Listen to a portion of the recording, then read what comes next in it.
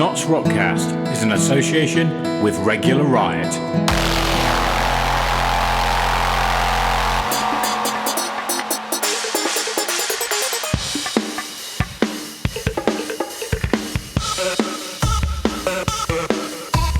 Welcome to NottsRockCast, the Notts Alternative Scene podcast.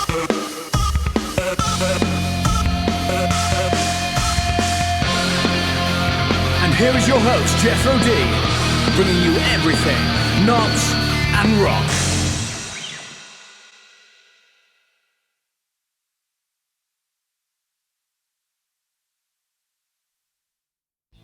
Welcome back, Notts Rockers, to NRC 048 and 49 over YouTube. Yes, this week, the only way to describe this man is he is a sweetheart. And he also brought a friend, Berty Burton. So let's check out the chat with Leon Lewis. Don't forget, hit that subscribe button and ding that bell so you can be notified when we get more podcasts out and the show that's coming up. Right, welcome today. We're in the ye old salutation in the Cromwell Snug with Leon Lewis from Altarboy Music and Berty Burton from Altarboy Music and Tiger Tales. And I wasn't expecting him to be here today. No one else normally does. I just turn up when I'm not wanted. So you're a nice, so you're a nice randomer to the equation. Ask any band I've played with, yeah. Fair play. Okay, I don't know much about Altarboy Music other than you've shared a couple of songs with me, which the second one's going to come on soon. Sure. And it'll probably come on during this podcast, to be honest. Oh, nice. So, introduce yourselves as yourself and tell me what you do in Nottingham. Right. So basically, as you can tell by my accent, I'm not from around these here parts. Yeah. I actually grew up in Los Angeles, California. Basically, ever since I was a teenager, I've been in and around music. Yeah. All right. Whether it's been playing in bands, I actually attended the Musicians Institute. In Los Angeles? In Los Angeles, yeah. Okay. GIT. Yeah. Because I'm a guitarist by trade. Yeah.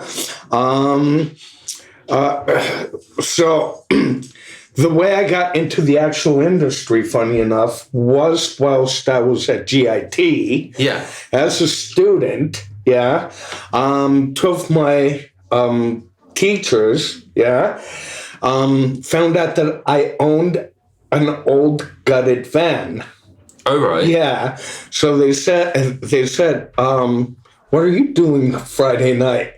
And I would say nothing, right? And they'd say, well, if you're not doing anything and you want to make $100 to $200, right, which back then was a fair amount of money, yeah, especially if you're a student, yeah, at music school. So, I said yes. So that's how I started getting my foot into actual proper recording studios. Yeah. Oh, right. Yeah. So actually, my second cordage gig, because that sector of the music industry is actually called cordage. Yeah. It blew me away because the address that they gave me just happened to turn out to be A&M Studios in Hollywood. Yes. Oh, wow. That A&M, right? Yeah. So, so I just, it's been a weird journey for me because I always seem to end up like seemingly at the right place at the right time. The problem that I've always had is, had I been born 4 years earlier, it would have been an entirely different story. Yeah. Because at the time, for example, I couldn't even get into certain clubs or bars because I wasn't 21. Yeah. So I would have certain people sneak me in. Okay. You know, So I think everyone in England should be happy that it's an 18 age, isn't it? exactly. And actually, the 18 age, I think is just right and perfect because, to be fair, if anyone wants to foment and have a thriving music scene, you know, let the younger people in. Because after all, they're the ones that, you know, will get more excited about things. Yeah, I understand that. And You know, not to be an ageist, but, you know. I've got two questions at the moment. The first is, Sure. I listen to podcasts all the time. I listen to Lid Shaw's Recording Studio Rockstars, and I listen to Working Class Audio with Matt Boudreau. And they have famous people on all the time talking about they were working in cartage. Yeah. And then they got to know people. Exactly. So did you get to know lots of famous people? Well, see, that's the thing, right? Doing that, I'll call it a place in time. Yeah. During that place in time, again, when I was attending music school, I was only 17. Yeah. And basically, my best mate in the world was a girl that was a couple of years older than me, named Athena Lee Bass. Well, her brother is some dude that plays drums called Tommy Lee. Oh, wow. Yeah, that Tommy Lee. So, like, you know, so it was the weirdest thing, right? Like, for example, right around that same time, I was going to school, living in Hollywood, and playing in a band called Shotgun Wedding. Yeah. Right. And, you know, we thought we were cool because we had made this demo, right? Yeah. In, you know, a pretty shit rehearsal space, right? And again, this is, you know, this shortly after about a year after the Guns N' Roses record finally hit. And that Which one was that, sorry? Appetite for Destruction. Oh, right. And that record took about a year and a half to hit from the time it was released. Yeah. Released. Oh, right. Yeah. So, you know, that's why there's an old saying in the entertainment business, right? That goes, an overnight success, 10, 15 years in the making. Yeah. You know what I mean? Yeah.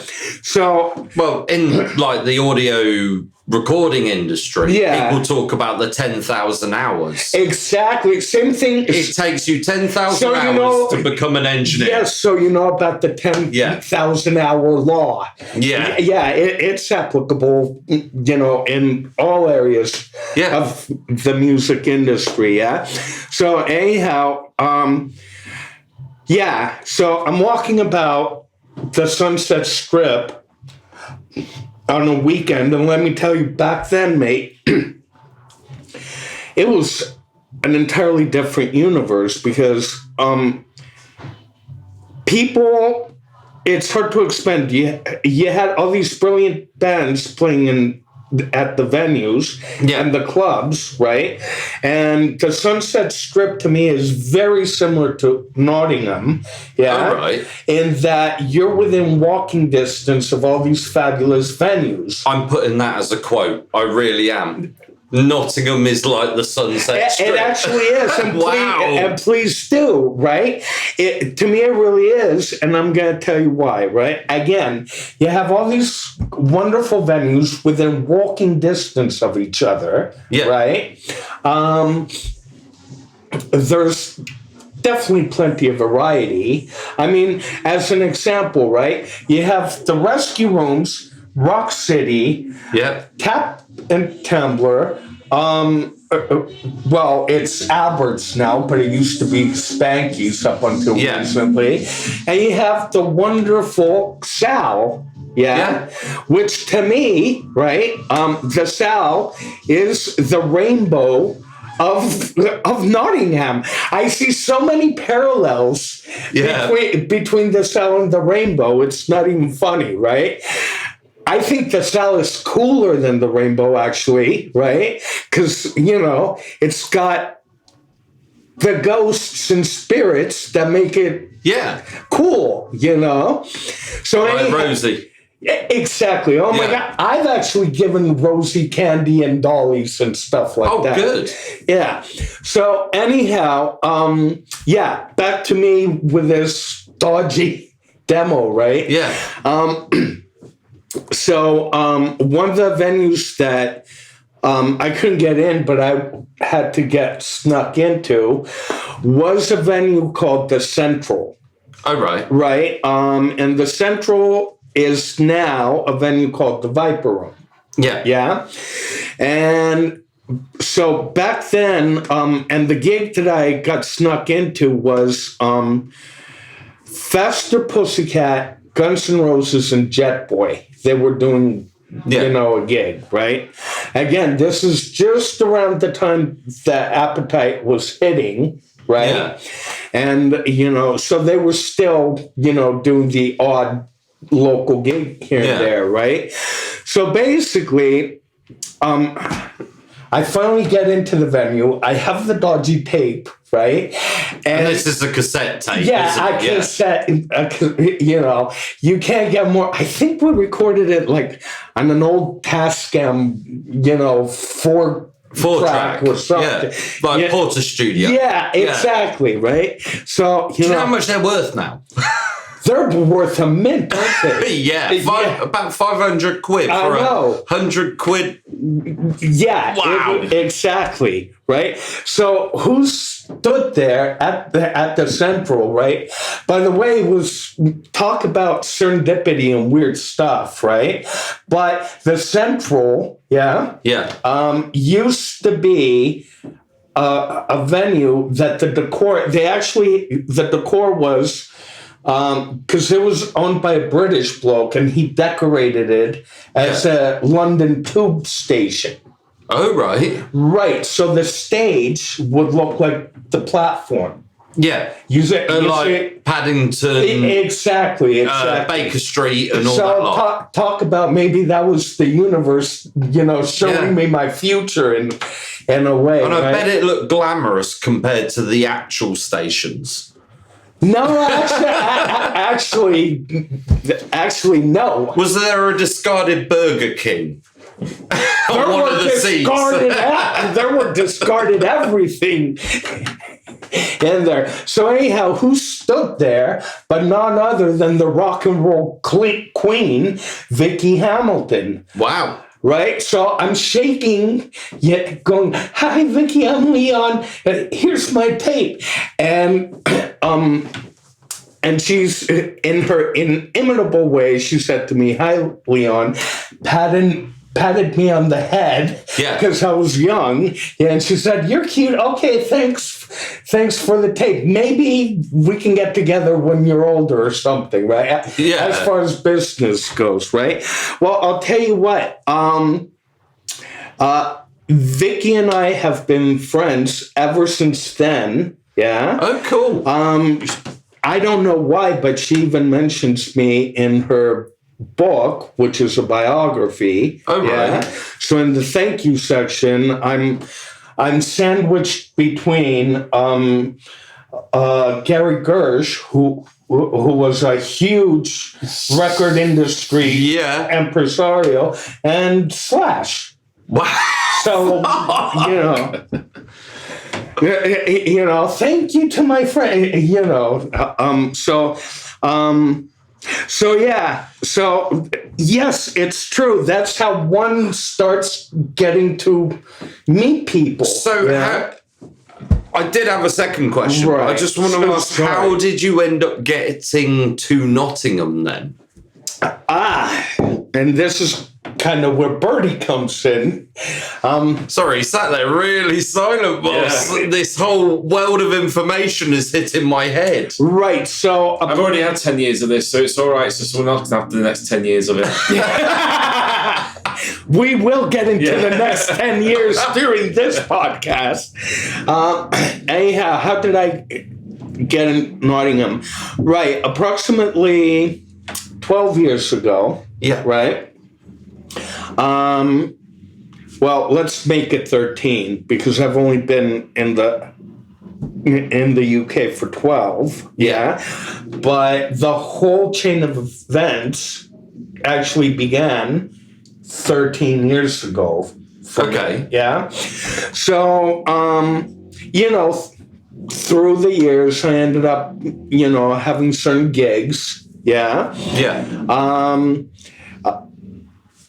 Like in the 90s, I spent the majority of that decade on tour. Okay. So I was either what they call a journeyman musician. Yeah. So you're backing up, or I was backing people like Eddie Money, for example. Yeah. Or A bit like a hired gun. Exactly. Yeah. Right.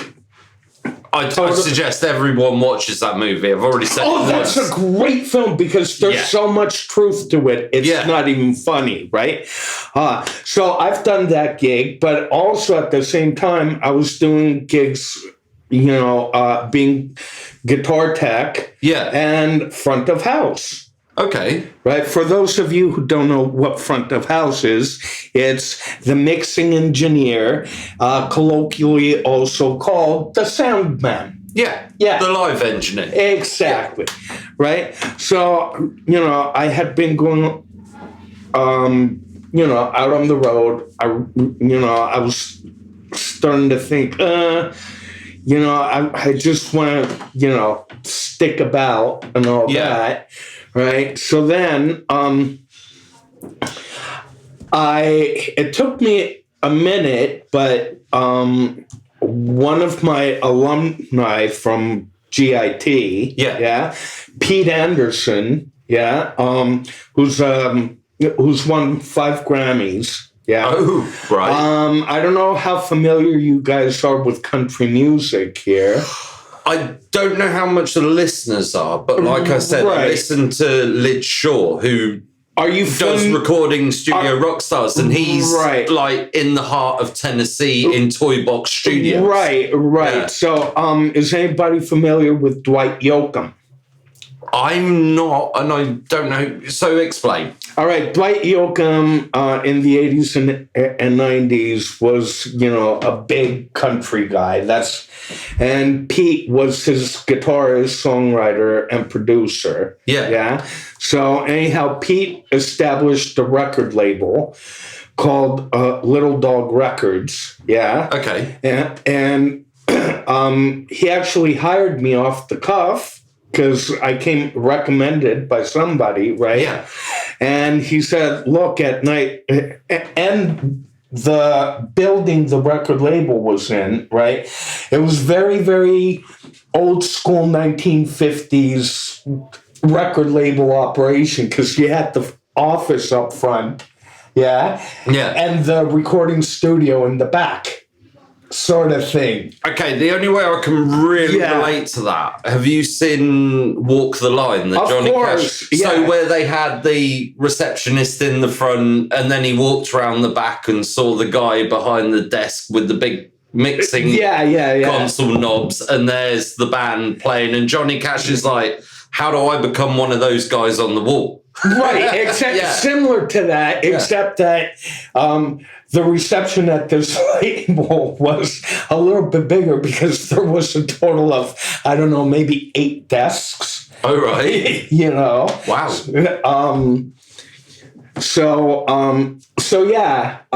I ended up getting hired because Pete also had attended the Musicians Institute. He had attended it like 6 years prior to me, but he saw it on my CV and he smiled when he noticed that, right?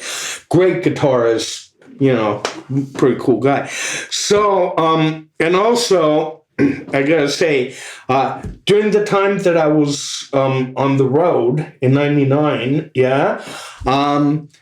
again, it was like my future was being shown to me, right? I was hired by none other than the Damned.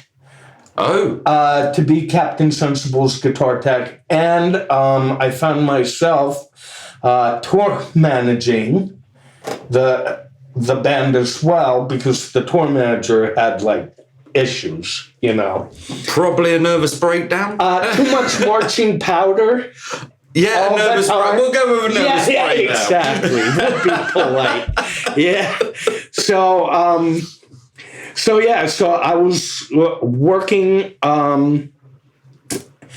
at the record label during the day, and at night, I was, I was a local freelance FOH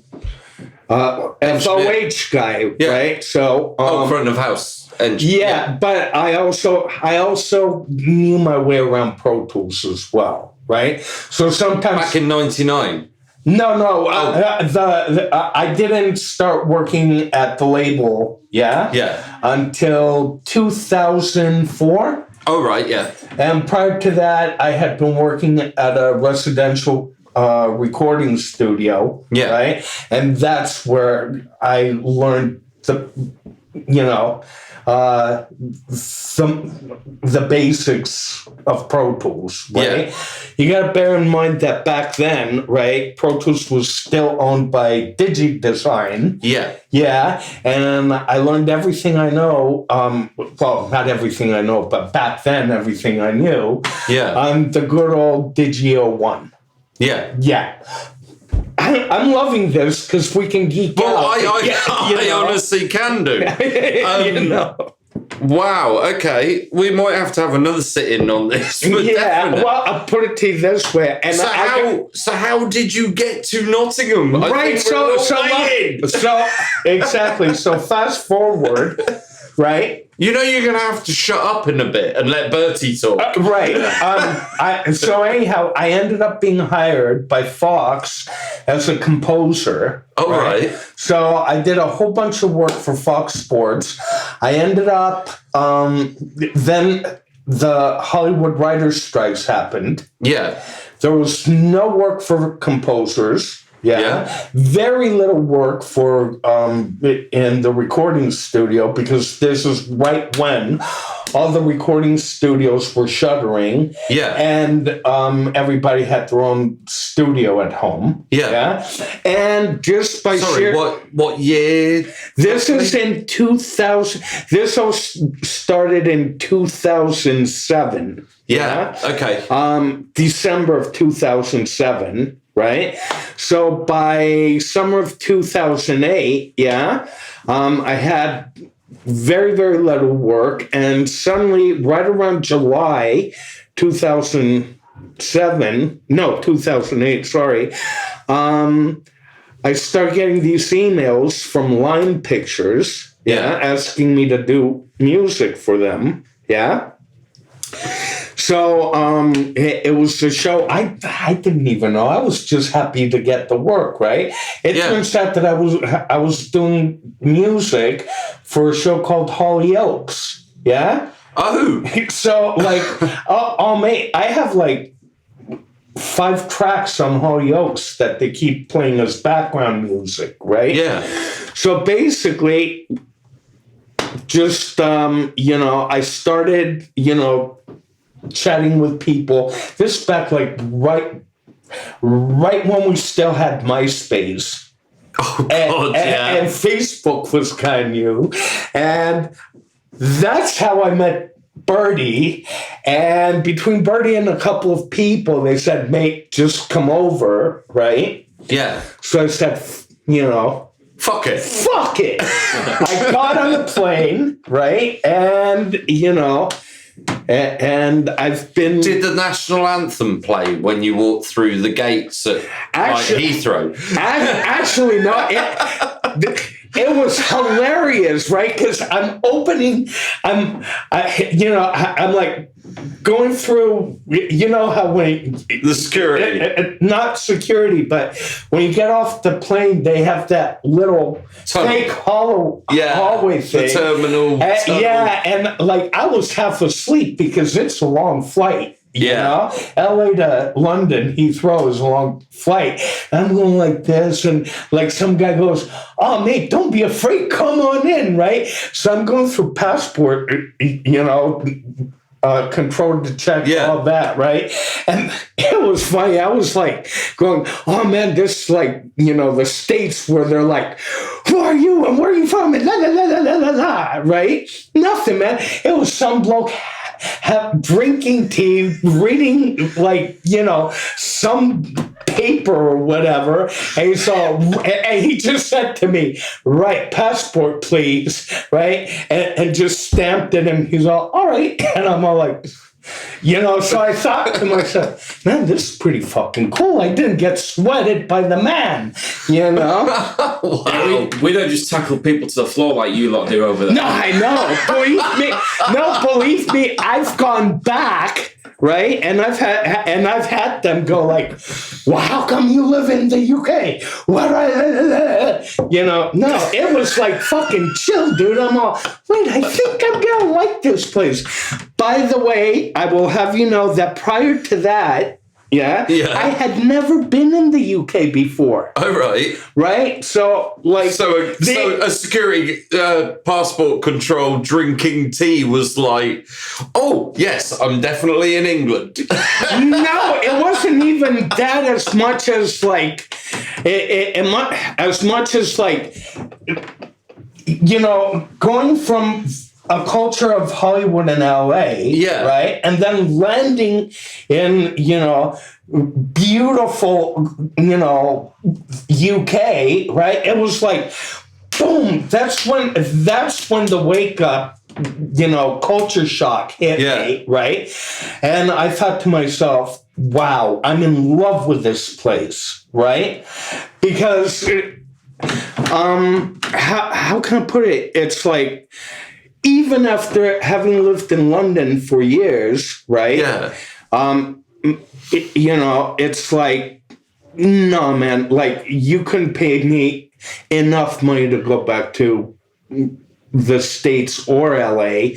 I'll gladly stay in Nottingham until, I'm 100 years old or whatever. I love it here. I'm putting that down as another quote. Wow. I'm serious. I'm not brown-nosing or anything. Are you kidding me? So hang on. I think we've missed a bit here. So you were in London for a little bit, or was it just literally to get off the plane? And then I had, when I moved here, I had set up a flat in London and everything, and I lived in London for... Blimey, what was it, like about 8 years or something like that? Okay. So, and I mean, I went back to the States twice. Yeah. And the last time I went back there, I was meant to be there for a month. Right. Yeah. And about a week later, I was on the phone with the airline saying, "Can I switch my ticket, please?" Yeah. Yeah. I'm not going to be here that long. Oh, wow. I just couldn't stand it. The difference in culture. Man, it's like a lot of people tell me, well, why? You're from Hollywood. Why did you move here? I'm all, because, right? Because of Hollywood. Exactly. I am Hollywood, right? So, so then basically, like it happens with a lot of other people, I ended up getting priced out of London, right? So what were you doing in London as... Altarboy. Oh, okay, you were doing the Altarboy thing in London. Yeah. Okay. Basically, right? And we'll get to what Altarboy actually does and what I do and all that. Yeah, that's cool. Eventually. I'm really enjoying this story. People, right? I know Berty sat there like... No, Berty's an integral... Berty's an integral part of the story because, there was a time, like my first year in the UK, right? I ended up it got weird. The flatmate, housemate I had in London, right? Yeah. Turned out to be a little bit, schizo. And then I actually ended up in Leeds, right? And you hooked me up with Jackie, right? And so I ended up living in Leeds for what was it, like 3 months, something like that? Something like that. It was a bit longer than that, I think. Yeah, 6 months, right? And again, that was also like another like culture shock thing, right? Where, you go from London to Leeds and you're all like, oh, dude, this is yet another different universe, right? Because London is very much its own little universe. So is Notts, by the way, but in a totally different way, obviously. Oh, no, I completely understand that one. Yeah. I'm a foreigner to Notts as well, really. Yeah. So basically, by the time I ended up here, Berty had already moved here, right? Yeah. I had been priced out about 8 months to a year before that. Vicky Hamilton had come over to do a tour for her book, book signing and all that. And she brought over her mate Susie, who was friends with Zero. Yeah, everybody knows Zero. I was in Zero, like God knows how many bands in this city. The one and only, right? You don't even need to know his second name to know who Zero is. Yeah, exactly. Yeah. The infamous, famous Zero, right? I'm going to have to get him on this podcast. You should. Yeah, and actually that would be brilliant if you would, right? So basically, right, I ring Zero up. I said, hey, man, I'm in between places. Can you help me find something going in Nottingham? Because by this time, I was fed up with London. Yeah. For numerous reasons. There was no way in hell I'm going back to America. Yeah. Right? So I'm all, and I also, it was just a gut feeling, right? I remember it. Something told me, call Zero. Berty's already over there anyhow. Yeah. And, I ended up within, 4 days, I ended up getting a place, right, or a room above the hole in the wall, yeah, and up on Mansfield Road, well, just off Mansfield Road, exactly, and that's when and how I met Nikki and Sammy, who from flirting with corpses, from flirting with corpses, and obviously the Sal, because Nikki manages it, and Sammy's the entertainment coordinator here. Well, coordinator, manager. They all wear all the same hats here. Yeah. So anyhow, where Berty comes in, right, is an Altarboy. Is that actually? It took me a minute, right? But once I discovered that, holy shit. Nottingham is the next Sunset Strip. Yeah. Nottingham is the LA of the UK, but better because it's not LA. It's Nottingham. And there's so much way better shit here than LA could ever fucking want to have, man. Yeah? These quotes are racking up now. So anyhow, look, Berty and I have always been mates. Yeah. I love Berty like he was my little brother, right? Yeah. We've gone through some shit together. Some of it is pretty funny, like that Lynn chick from Scotland. Anyhow, right? So it just took a little time, right? And the way that Berty is now part of, and by the way, this recent part of Altarboy is that now Altarboy is going to start getting involved more with live entertainment. Right, okay. And booking tours for bands. Yeah.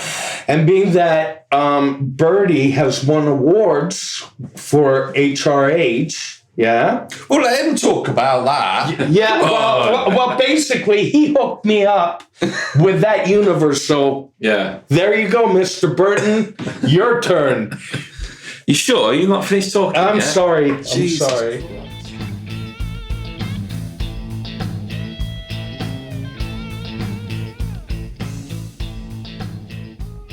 Can I just ask one question? Yeah, of course you can.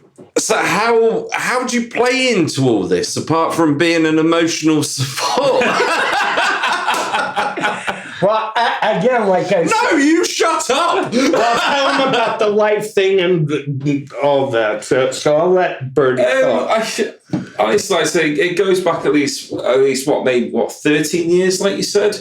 And this literally was stemming back to the MySpace days where everyone was, like I said, when everyone was obviously social networking through that medium and everything. Yeah. And obviously you mentioned about, I don't even know how I think we actually sort of started talking. I think it was through my previous ex. For fuck knows what reason. I think she'd sort of mentioned obviously that you were from the States and you done this and that within Hollywood and stuff like that. And I think Calico has something to do somewhere. So me as an impressionable late teenager, sort of thought this was quite cool and everything. So, like I said, we finally got you over here to the UK and everything, and you stayed over at our mate's house.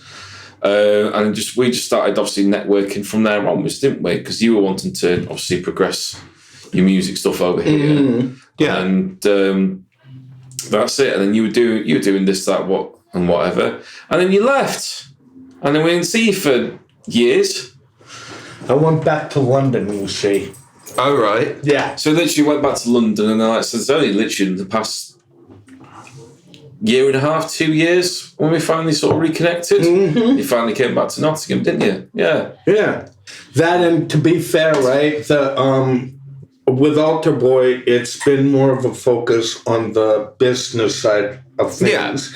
Because I've been focusing on licensing music for TV and film, but I also get hired out, right, or Altarboy does, to do what's called clearance work. So basically, let's say you want to use a song by Megadeth, for one of your projects. Say that you're a filmmaker and you have a scene where, any given Megadeth song just works well for that scene, right? Yeah. But you don't know how to get the rights to the music, So you hire me out, Yeah. And I know who to call, how to make the requests, right? Because when one is licensing music, right, it's like a sandwich, in that you have one side of the bread is the songwriter and the publisher. The other side of the bread is the record label who actually own the sound recording. Right? So if you want Megadeth in your film, you need to have both sides of the bread together, and if you don't, somebody's going to sue you. It's going to be a nightmare. So I know how to do that. I know who to call, how to make the requests and all that. That's cool. And basically, that happened out of hey, everybody's got to pay the bills. And I was taking, and I've taken the odd composing gig here or there, right? Yeah. And I played in a couple bands in London, but nah. It's like, I'd much rather, if I'm going to get back into playing music and producing for bands and all that, dude, there's no better place than Nottingham to do it, man. Cool. Anyhow, back to Bertie. Right. Question. Yeah. Bertie, who are you? And what do you do?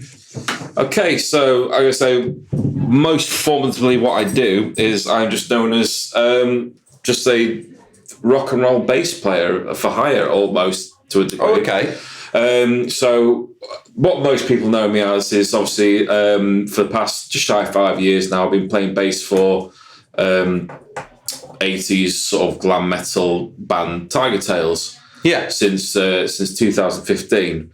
So I've been playing with those guys for many years. But then obviously since living in Nottingham as well, it's also even before and after that gig has stemmed me from playing in many copious bands over the past few years through literally just infiltrating the bands themselves just to end up being their bass player for a stint or whatever and everything. So I've just been known as one of those sort of dispensable musician Hired types. guns. Essentially sort of thing, but with shit pay.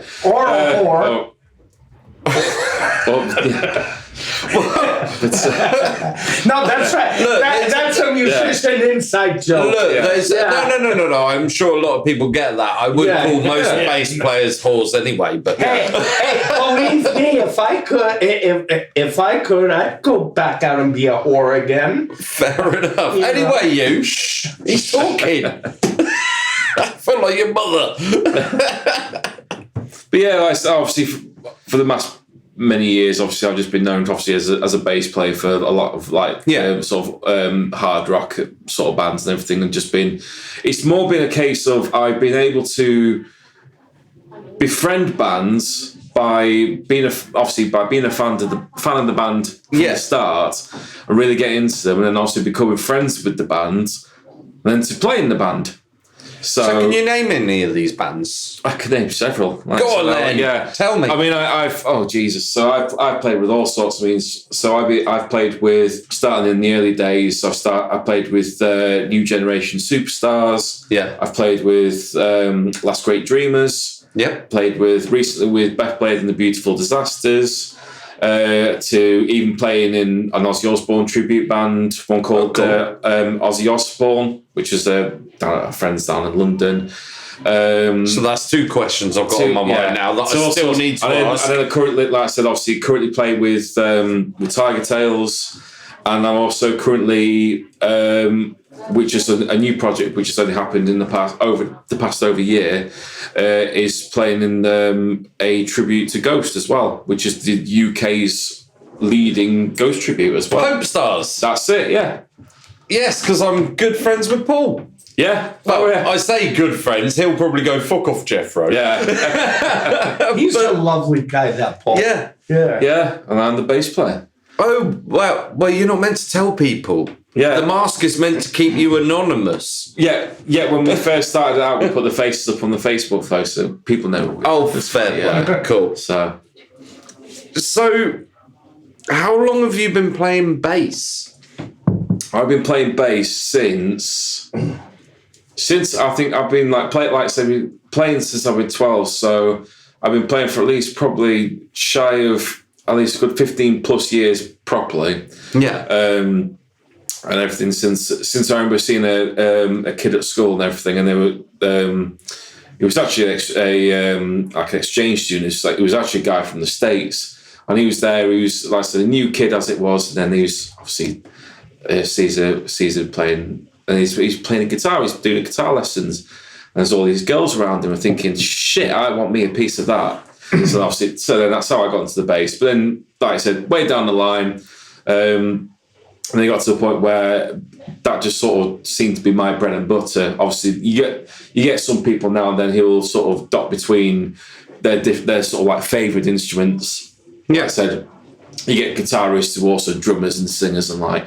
But I've always been more focused, obviously, just as a bass player. It's my thing. It's what I'm good at, basically. Yeah. And obviously since then, I've been just doing extra stuff in between there, really. Like I said, ever since then, it all started from back being in high school, where I had a good friend of mine who was a guitar player. Yeah. And then obviously he knew someone who was a drummer as well. So we sort of got together, so let's be a band.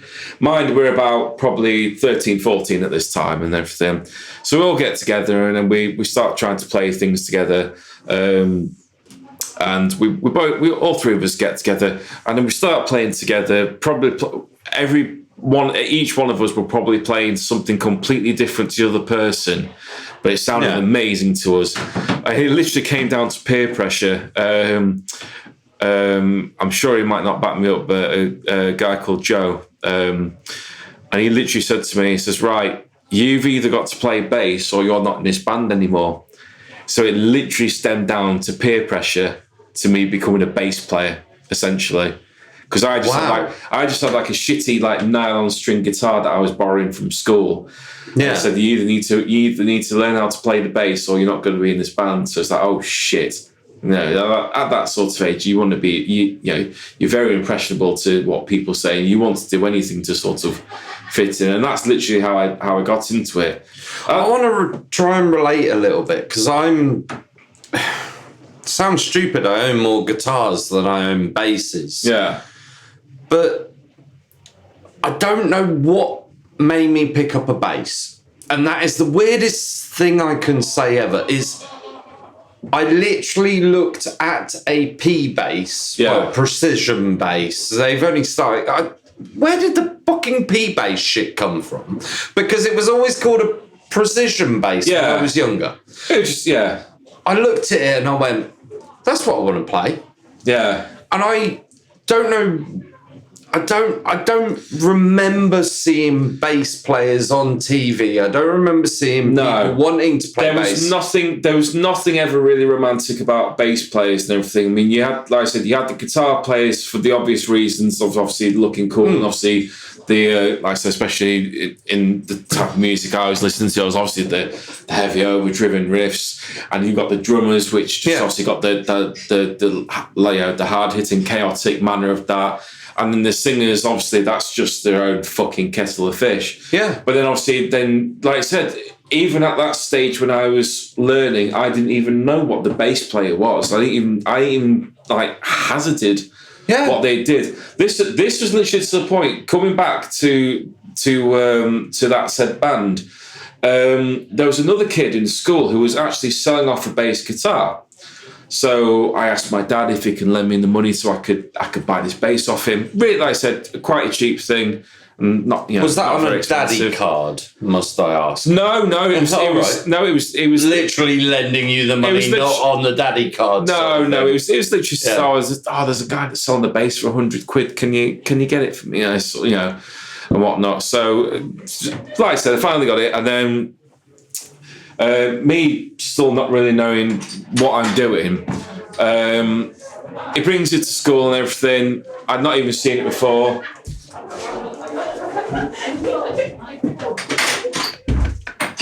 You need to go out. He's gone for a cigarette, I think. So this is a brilliant chat. So the guy comes to school and he brings the bass with him out and everything, and he pulls out the case, and it's like a really cheap Westfield P bass copy. Yeah. And this is the stem of, like I said, how far I've come. I go, it's only got 4 strings on it. He goes, yeah, it's a bass, you dumbass. But then I still had like no really knowledge of like what within like musical instruments or what I was even doing. So like I said, I had a friend who was like a heavy listener to the Nirvana records. Yeah. So obviously that was like a defining sort of like heavy sort of distorted guitar riffs and everything. Yeah. But I'm trying to think obviously of how the bass relates to it. So I'm thinking obviously the bass does the lower registers of all the music and everything.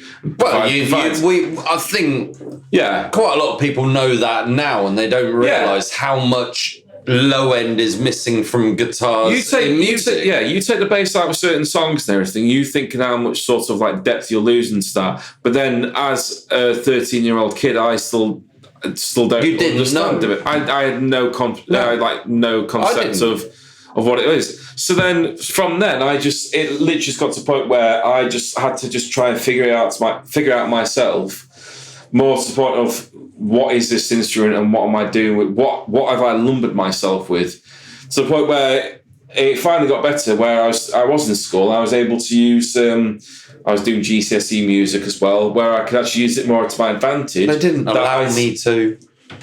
But like I said, it worked to my advantage because then I could dip out of lessons that I didn't like to go piss around and play bass for an hour.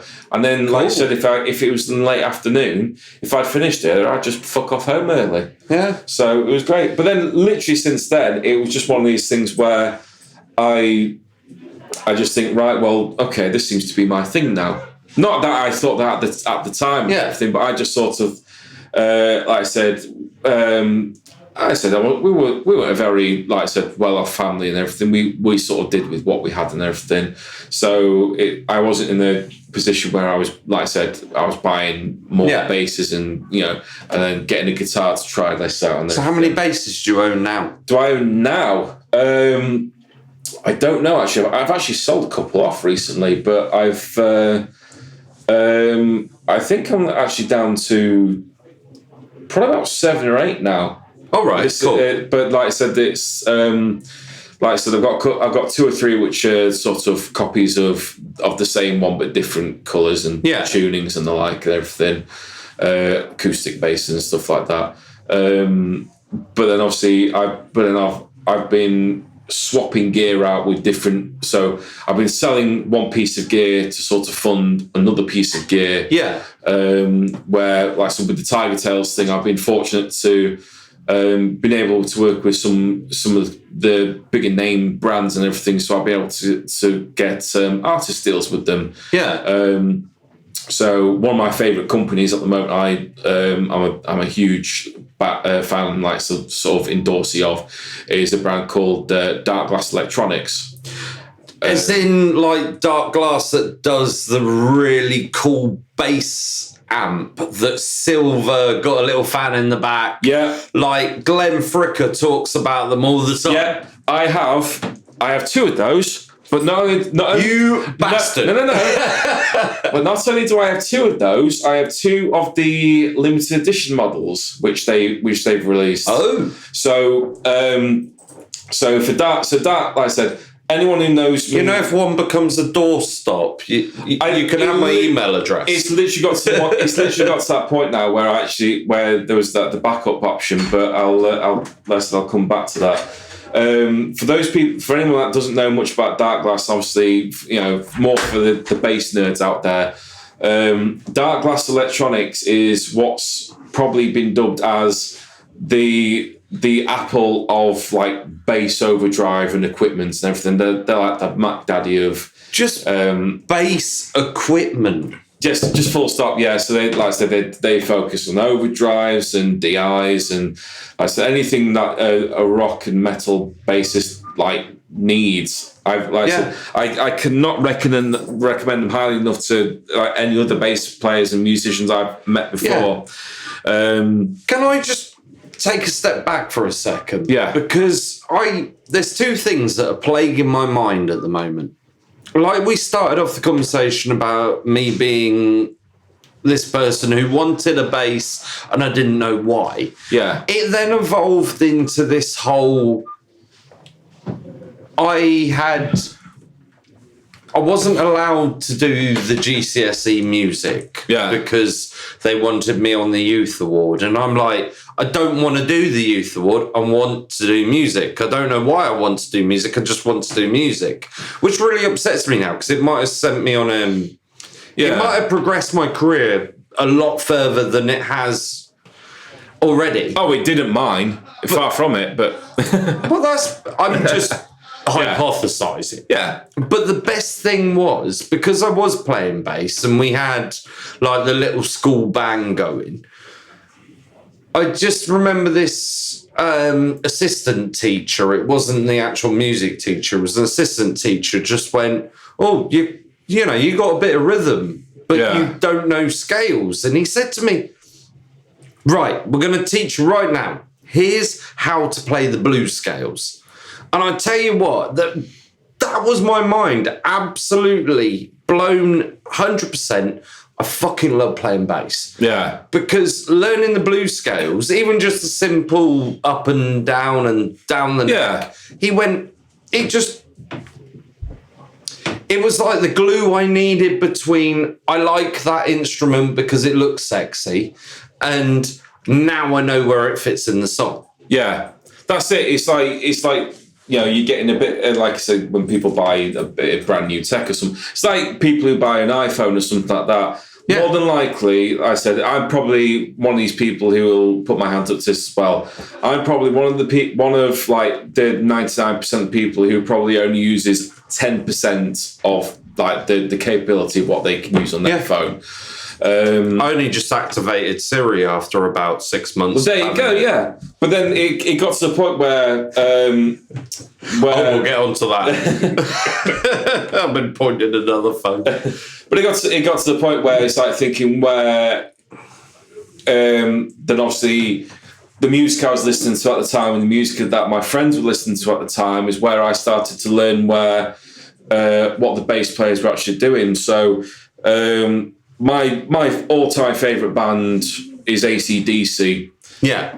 Cliff Williams is not the most flashiest bass players of all time and everything, but what he does, obviously, it does like the concrete sort of, foundation for what the bass needs to do. But that wasn't exciting. I mean, like I said, it wasn't really fun to play at home and everything, but obviously we knew. But then it's a great technique to actually learn how to. I think the only flashiest bass player that comes to mind when you said flashiest bass player is, and I've completely forgotten his name, Rage Against the Machine. Tim Comerford. That's Timmy C. Yeah.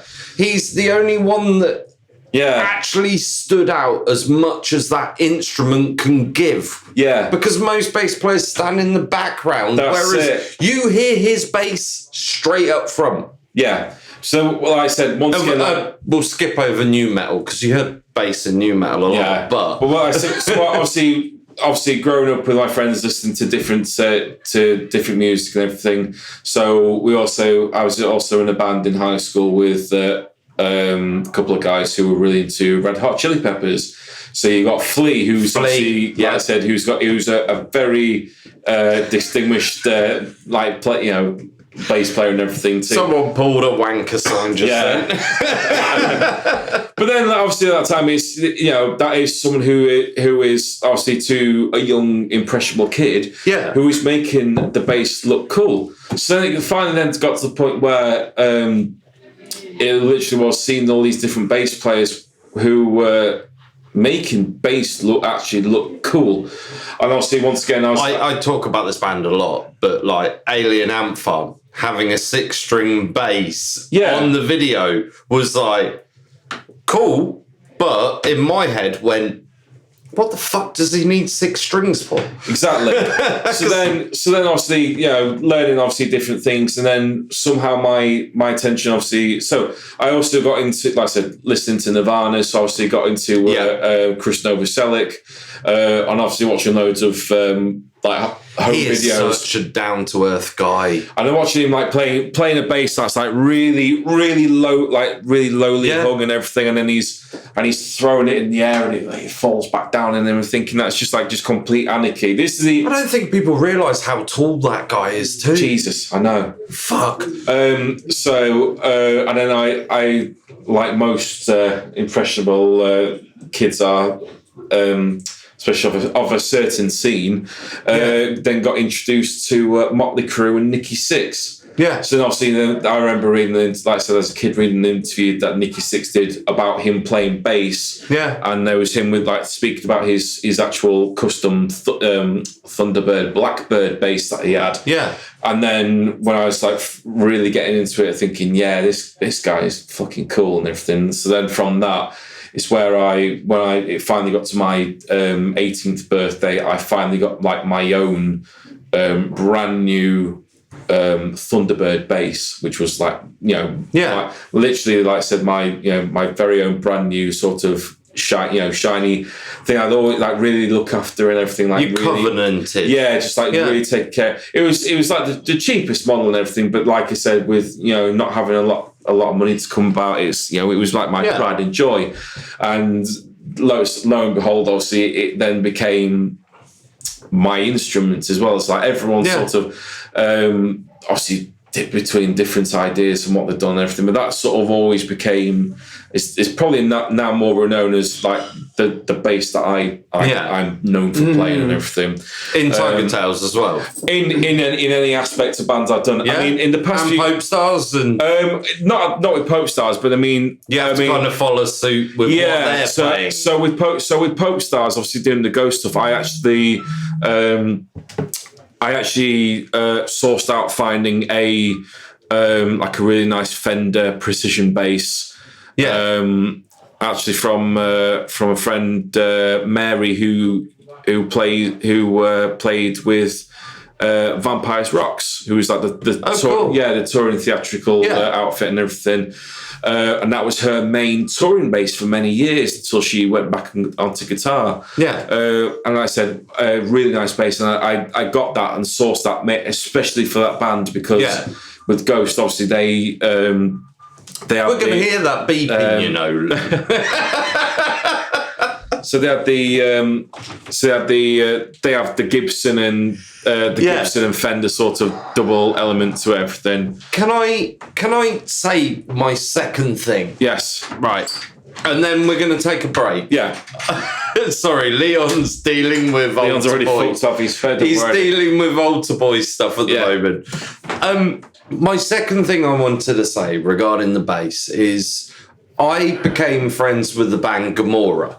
Oh, yeah. And I've talked about Jose, who was the rhythm guitarist.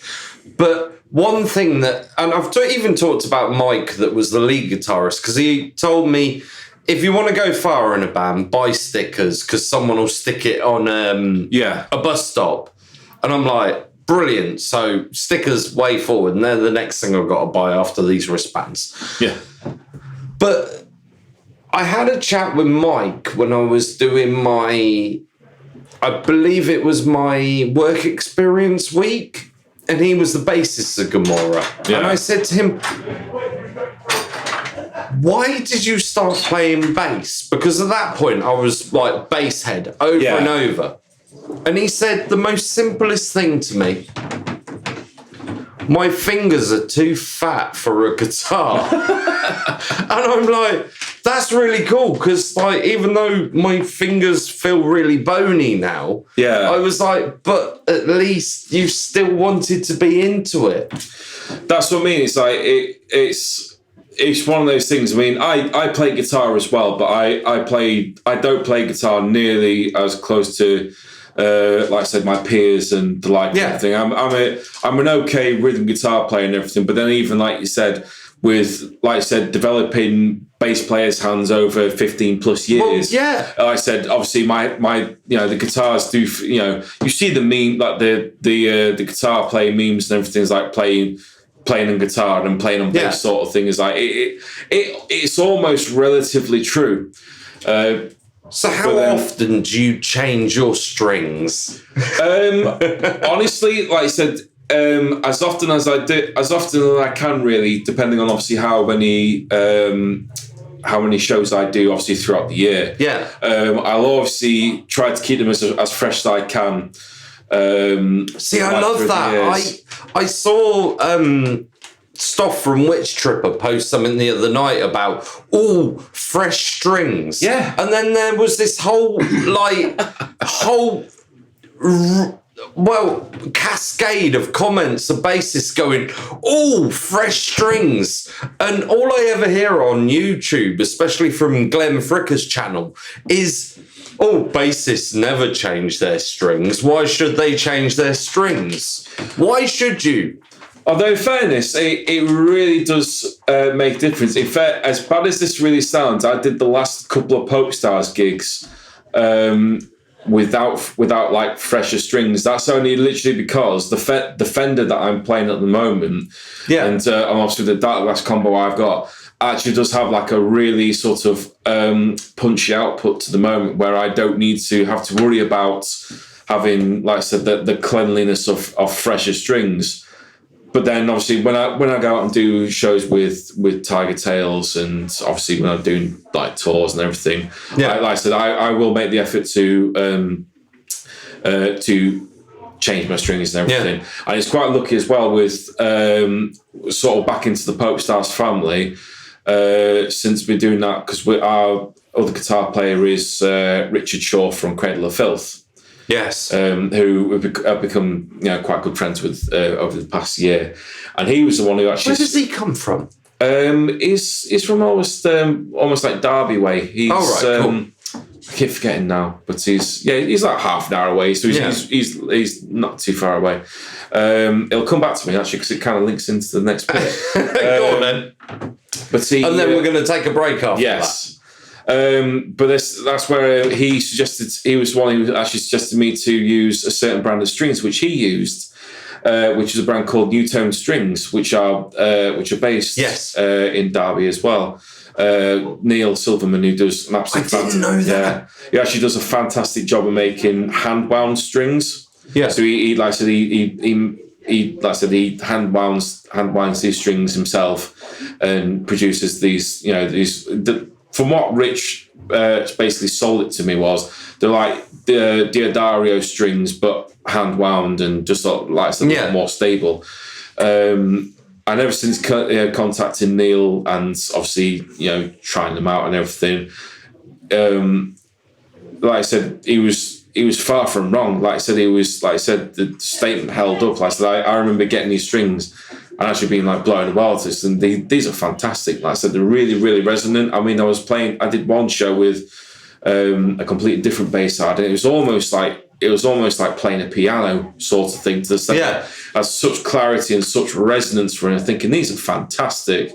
And like I said, it's British engineering from a guy who makes strings about half an hour up the road from me. So luckily enough to sort of work with Neil as well to have an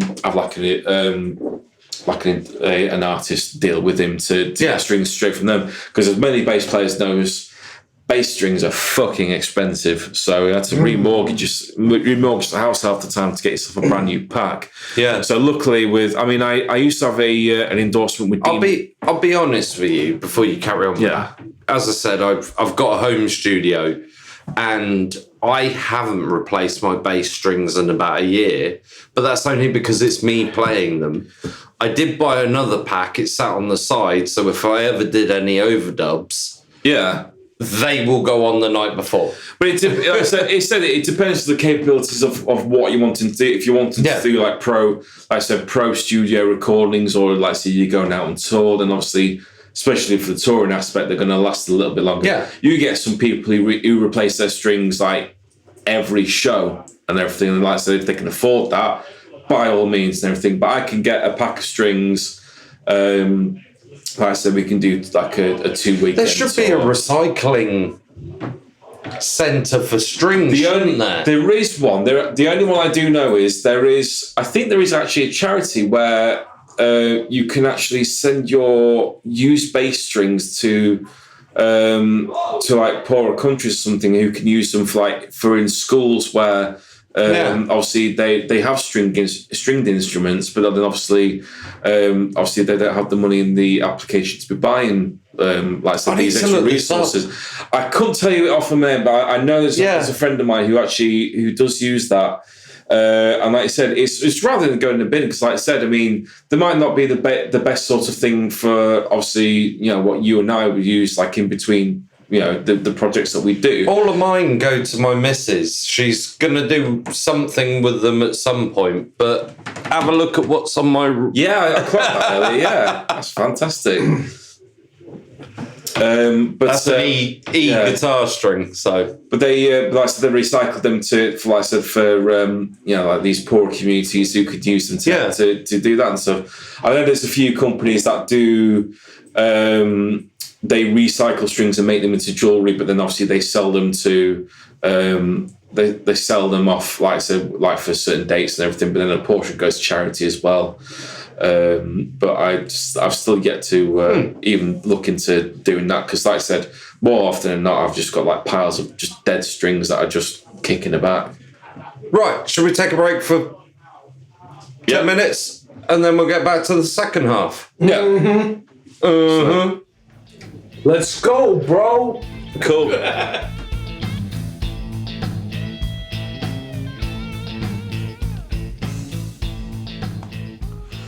Right, that was honestly the most intense first half, you and what you do.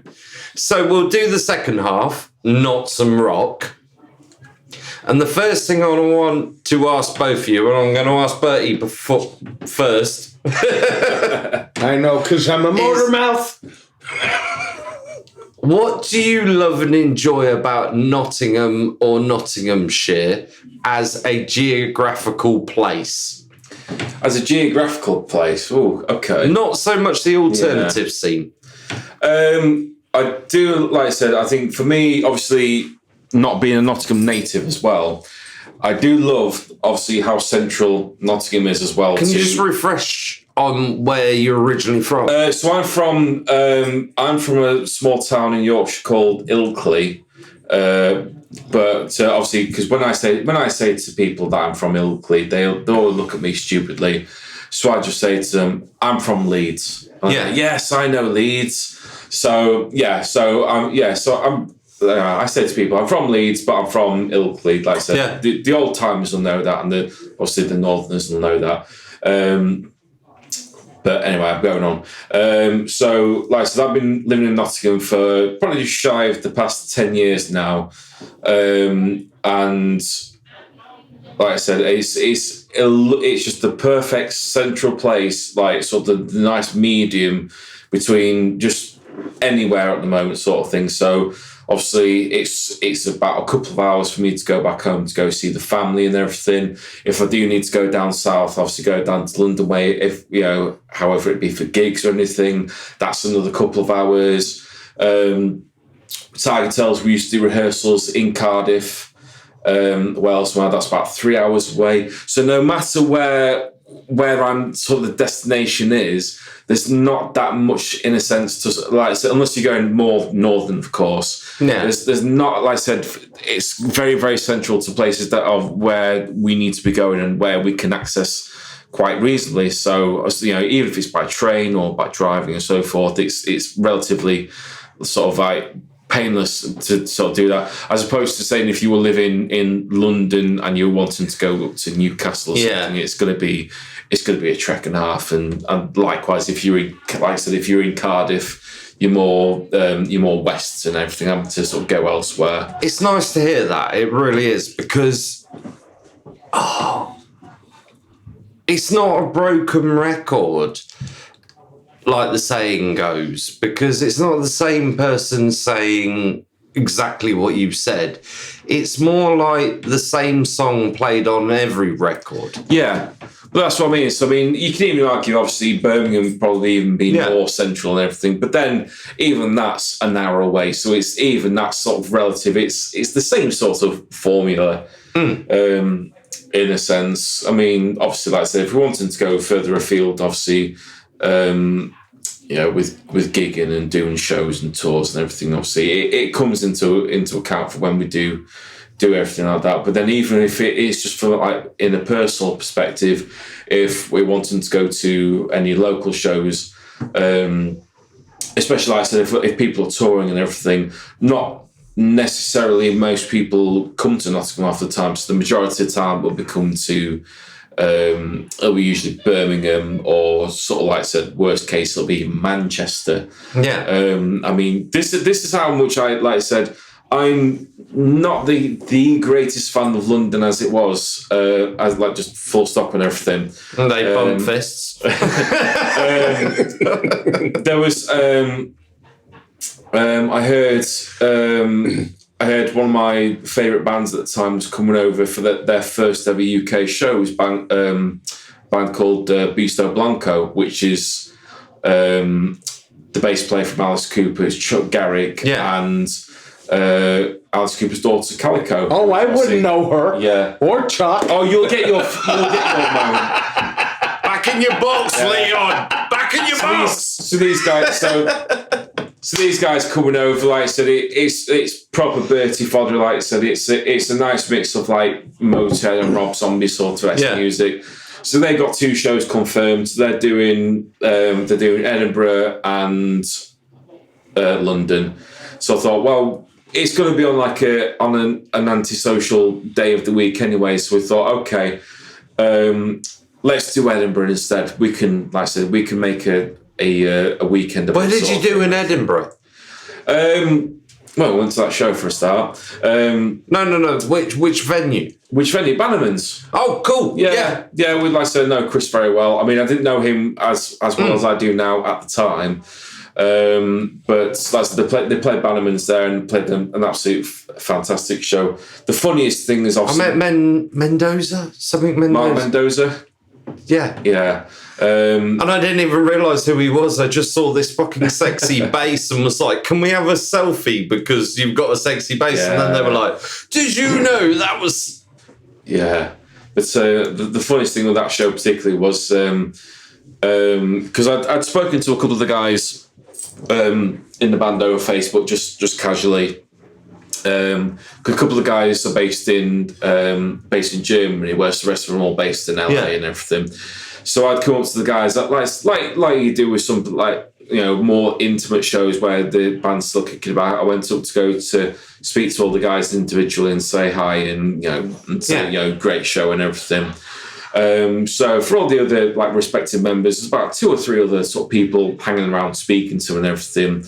And then you go out just outside the main room and everything, and there's a good 30 people long queue just waiting up to speak to Calico. And I'm thinking, fuck this. So we're not waiting that long to go speak to her. So I thought, we'll give a bit more time to the other guys. Yeah. Like I said, obviously as a musician, found common ground speaking to the guys about this, that, and the other. So I waited for the crowds of Alice Cooper fans to go fuck off and stop talking about his dad to her daughter and stuff like that. Till most of the crowd had cleared, and when we went to go speak to her afterwards, and then we just spoke to her just like a normal human being.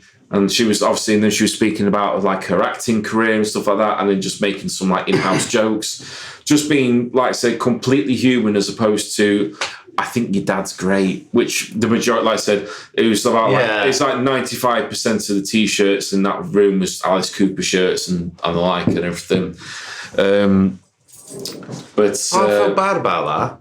But no, it is a bit. But then, like I said, obviously you're going to still appreciate that. Obviously, they know you for within sort of. It's a bit like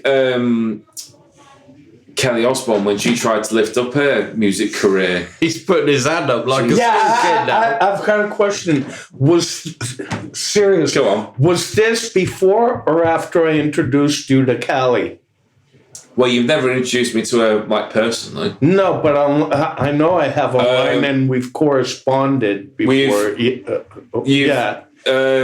Well, I know the particular story that you're trying to bring up. No, I'm not. I'm not at all. I don't think you've actually personally introduced me to her before. Not in person. No, but you've. Okay, seeing as we segue with your story, let's let Berty finish. Sorry. Go on, finish, and then I'm going to say it was more segue to your story, if anything. But like I said, it's completely irrelevant to the actual question. That's what I was going to say. It was anyhow. Let him finish. I apologize. No. I'm an asshole. Leon.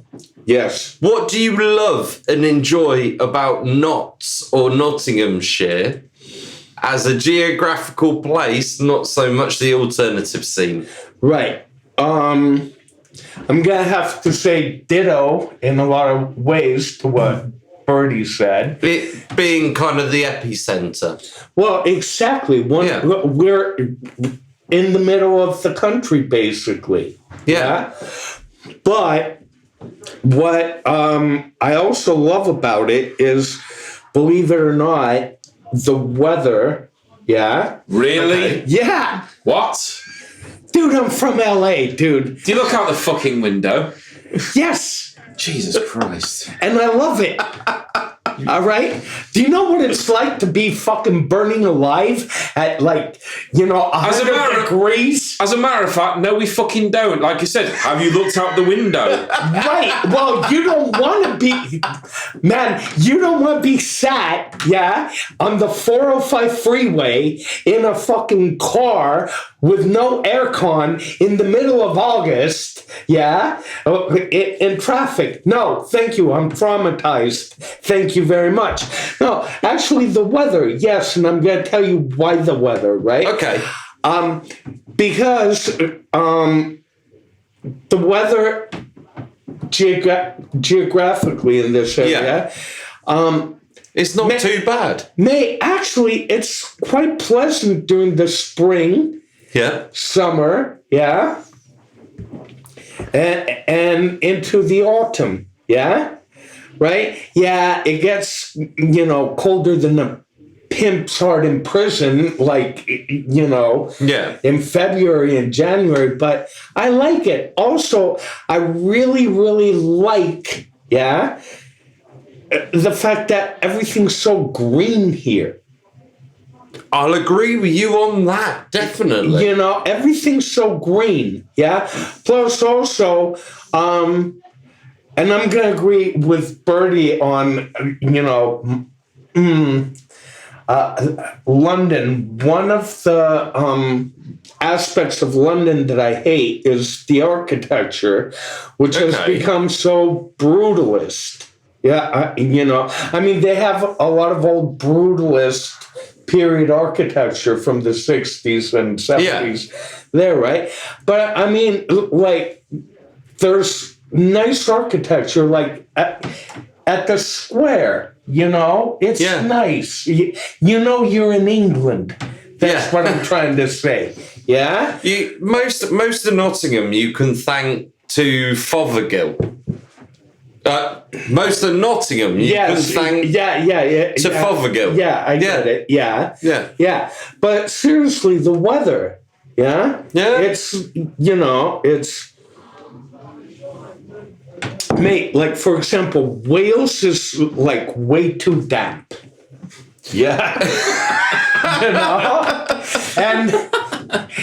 And Scotland is, it's cool up there, but it's, it's dire. It's lovely up there, but it literally is its own little world up there. Yeah, exactly. But I love Scotland. I am actually, I'll admit this right now. Yeah. If Bob from the Tap is listening, he's going to be like, told you. But I'm actually pining for Scotland at the moment for some reason. I really would love to go back to Edinburgh just to have a 4-day break or something. You know what? I'm going to agree with you on that one because it's been such a long time since I've been properly back to Scotland. Because like I said, the last times I've been, it's literally been there for probably not even a full day. That's been on tour. Like I said, that's been there for probably, for the afternoon of the day and everything, and then we're off to the next city back afterwards. But then obviously I had business up in Scotland, obviously in my early years when me and Leon first met. To the point where I foolishly almost could have moved up there to a sense. And I'm glad you did. I will say, when I went up to Scotland just after April this year, it was lovely. I was wearing a t-shirt for probably 7 days out of 9 that we were up there. I can't remember how many bloody days now. It just seemed like a full good 10 days we were up there, and I don't think it was. But I remember the last Pagan Pride in Nottingham, and I literally was shirtless getting sunburned. And I thought, wow, the weather in this place isn't too bad. Actually, the weather here is great, mate. So there's one aspect. Also, again, it's so green. Once you get out of the city center, oh man, it's gorgeous. Plus, we have all these lovely forests around here. Yeah. Yeah. And, depending on your bent, you can either expect the Ewoks to come out or Robin Hood to come out. So everybody wins, Robin Hood riding an Ewok. Now that's kinky shit. I wasn't getting into the kink part of it. Right, okay. Something we didn't touch on in the first half. Tell me more about Altarboy music. What is it? What does it do? And how does it benefit Nottingham? Right. First and foremost, right, Altarboy Music started off as a production music library and music publishing company. Okay. Hence earlier my statement in regard to I know how to license the music for productions and all that. Yeah. So basically, how in that regard, how Altarboy benefits Nottingham is easy enough. If you're a small business, or a small TV production company, and you need to license music, you contact us, we'll do the licensing for you. Or, if your budget is, a certain amount, right, we will gladly, license a music for your TV production, advert, whatever, right, for dirt cheap, just so you can get... Dirt cheap? Well, you know what I mean. I was about to say, I host a podcast. Can I have Metallica's One licensed for £3? No, and I won't license any of the catalog for that low. But you know what I mean. If you wanted Metallica, and I'll tell you right off the bat, right, to license a Metallica song, their starting rate is at 100. 100,000. Wow. Right. And you know that.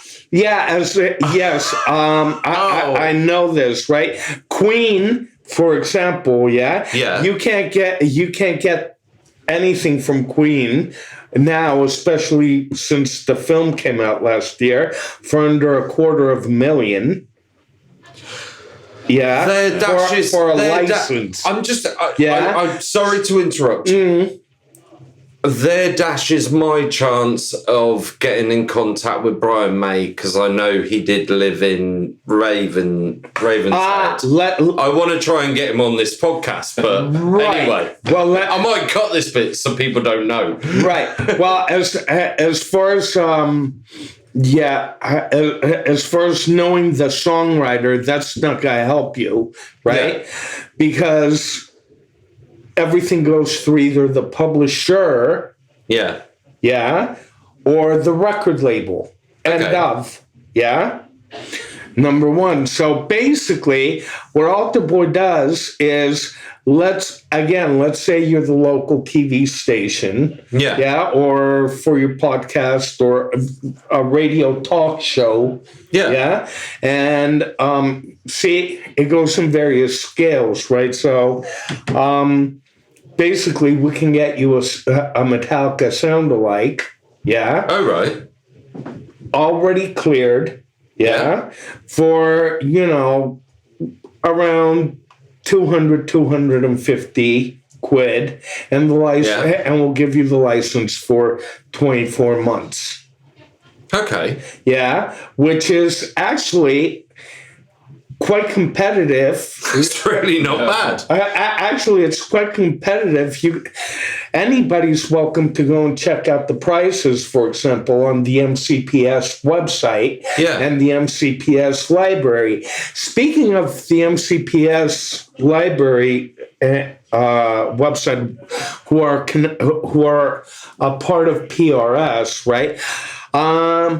I've been toying about with the idea, of just having the Altarboy catalog just giving it over to MCPS, let them administer it for me, just so I can get back to geeking out and playing guitar and, chatting about strings and all that. Yeah? Yeah.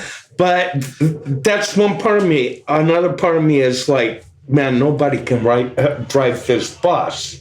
You know what I mean? Oh, I completely understand that. And I've talked about that several times, especially as I said to you at the beginning. Obviously, I have to do the pre-recording of this podcast is being recorded. If you don't think anything is suited, but there's 2 rules, no Brexit, no politics. And I've said over and over, I can't allow someone to administer my social media because they might have a bad day and start saying, oh, fuck this party. Exactly. You just can't do it, can you? No. That's what you mean by being a bus driver. Exactly. 100%. Cool. The other thing is... Yeah?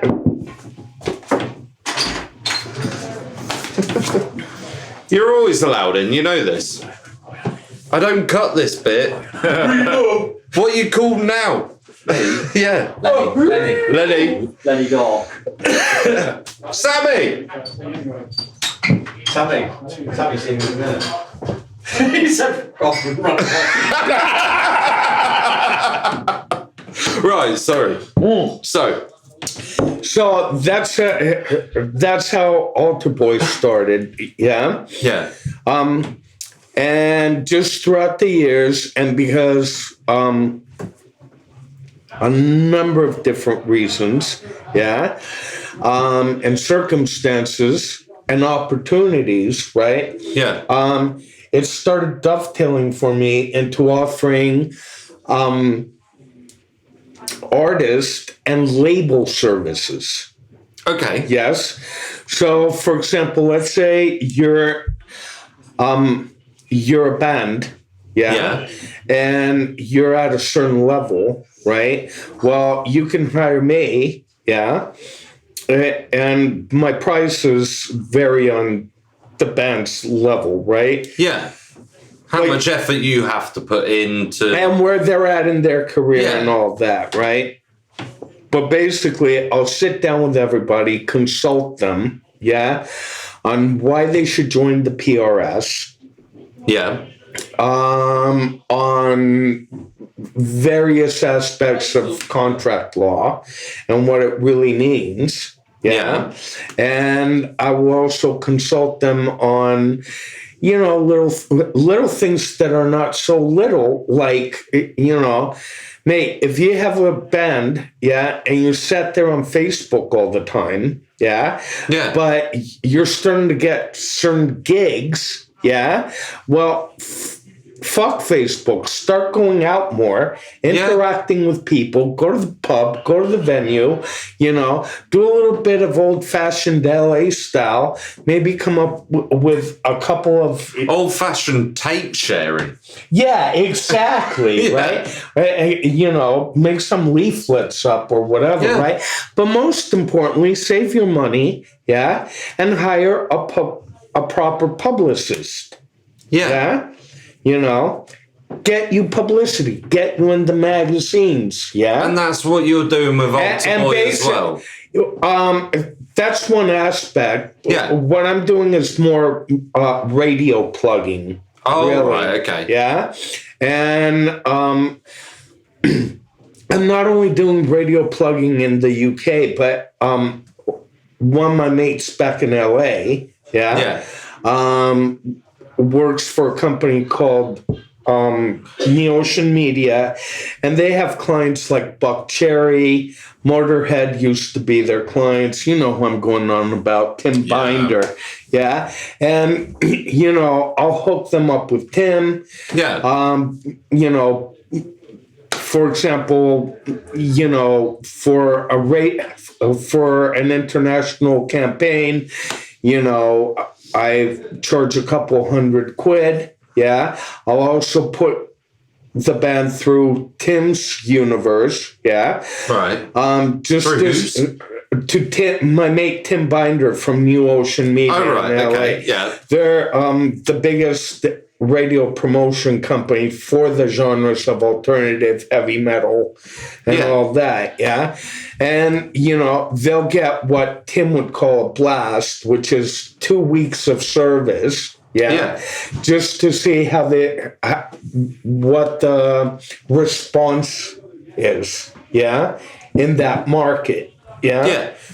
On the label side, yeah, basically what I do is I work with labels, yeah, and if they're in America, I help them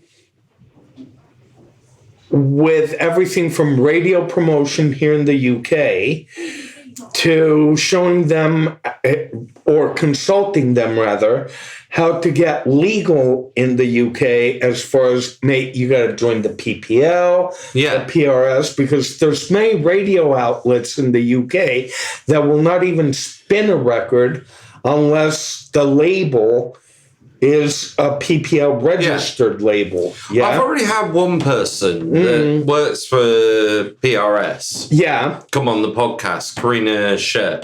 Oh, yeah. Now, I'm just going to reiterate what I'm doing. Yeah. I am offering bands to be their music played on the podcast. Am I doing the right thing by making them send me the original tracks in an email that I can keep forever to prove that I've sent it and there's going to be no backlash? There's nothing wrong with that, yeah? But there's no way some record label can say, oh, you played this track on your podcast. We want this amount of money, because I have had direct proof that I can play it. Well, here's where it gets testicle. Do you know what? That is twice today. Sorry. All right. First of all, do you know what just happened? Yeah. Cool. We won't talk about it. I was hoping it wasn't going to be a problem, to be fair. I'm hoping RX can take it out of this podcast. Because I heard it earlier, I was hoping it with the context of the conversation that people who weren't in the game were going to kind of ignore it. I wasn't even playing it, and all I can think of is fuck. Anyway, as long as we don't actually say what it's about. Okay, the sales just got fucked over. Yeah. Right. Anyway. Right. So back to. Sorry. Let's carry on. Right. So I get someone. I say on my podcast, you're allowed. I will play your music for free. Just send me the track in an email, so I've got proof that I've got it, and say that I can play it. Is that identifiable proof I'm allowed to play it? Yes and no, and I'm going to give you some sound advice. Okay. Yeah? Go on then. All right. Do I need him to write a document? Basically, the document is the email. This is why I don't conduct any business on Facebook. Yeah. Nor do I. I fucking hate Facebook. Right, exactly. In your instance, being that you're a small podcast, all you would really have to do, right, if it got gnarly, excuse the LA word. That's all right. I still call it testicle because it's not technical. It's a load of bollocks. Yeah, exactly. So, I mean, it's like PRS. I'm not aware that PRS even has, like, you know, an internet license that one needs to pay. Yeah. Okay. Like, say, a radio station or a venue. Yeah. Well, I'm not a radio station. I'm literally just here's your podcast each week. Listen to it or don't. Right. Then, as far as the record label side of it, right, you're a podcast, mate, yeah? So one side of the argument could be that it costs it's me more promotion. than I earn. Well, no, actually, it's for promotion. Yeah? In that, I'll put it to you this way, the record label should be paying you. It's a little thing called payola. It's been going on since the 1950s. It's illegal, but hey, you know? Cool. Right, let's... have we covered everything about Altarboy music? No, yet? we haven't. Right, okay, let's get to the points. All right, the point is that, again, I also consult, record labels. I consult managers, and artists as well. Okay. Part of the consultation, means that I'm also a connector. So again, if an American label contacts me, and they have an artist, like you did with the song that I put on the other week. Yeah. Or like, for example, this where Berty comes in, right? Berty has all that experience in the live music sector. Right. He's in. Unfortunately, he's just walked out of the room. Yeah, well, he's in with the venues and some of the festivals. Yeah. Therefore, you know, that's where he's part of the services we bring. As far as it's almost booking agency type of thing.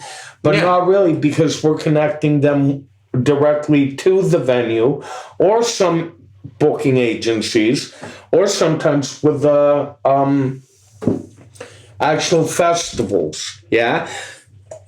And we do that both for U.S. clients as well as UK clients.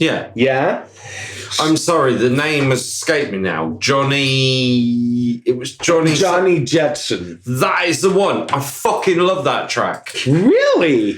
Yeah. Huh. I played it. Did you not hear my response? I tagged you in it. Yeah, you did. No, I'm just going, only because I've known Johnny since forever. Yeah. And, you know, put it this way, I am working another band as well as Johnny's, right? Yeah, because you sent me another track, because I don't know if it's the same band, but I can't... No, totally different I've got to be honest, right? I'm a flutterbrain at the moment. I've got my own personal shit. And then everyone's sending me music, and I'm meant to remember their songs. But I'm blown away because I'm now talking about Bill's band, you know, from High Vol Music record label. All right. Yes, the other track I sent you is from a client. It's an American record label called High Vol Music. And the band is a band called Every Mother's Nightmare. Who actually, sorry, say that one more time. Every Mother's Nightmare is the name of the band, right? Cool. This band had a massive deal, with Arista Records, They were on heavy rotation on MTV Headbangers Ball in the US and in the UK. And, you know... I'm working the two bands simultaneously, right? So I was thinking that it's ironic and funny to me, right? I was thinking Every Mother's Nightmare would be getting...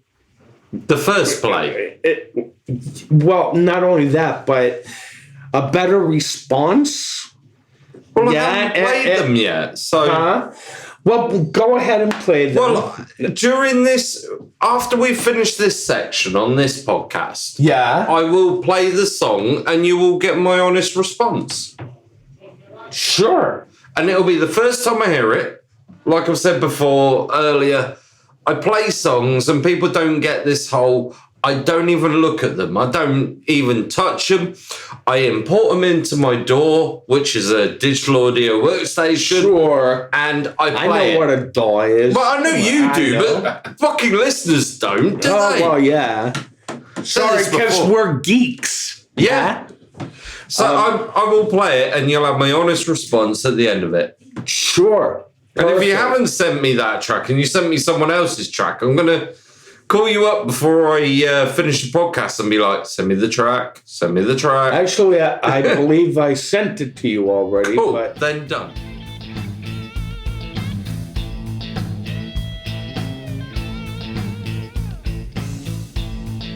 yeah, so like for example, another thing that Altarboy is doing is we've just aligned ourselves with what I think is a really, really, really cool charity with 69X Music. Yeah. Okay. And they're an awesome charity. Yeah.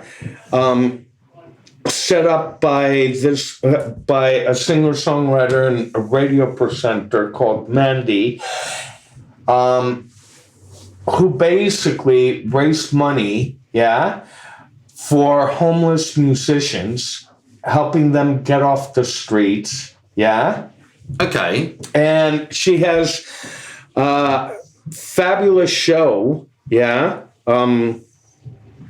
And this is UK based? Yeah.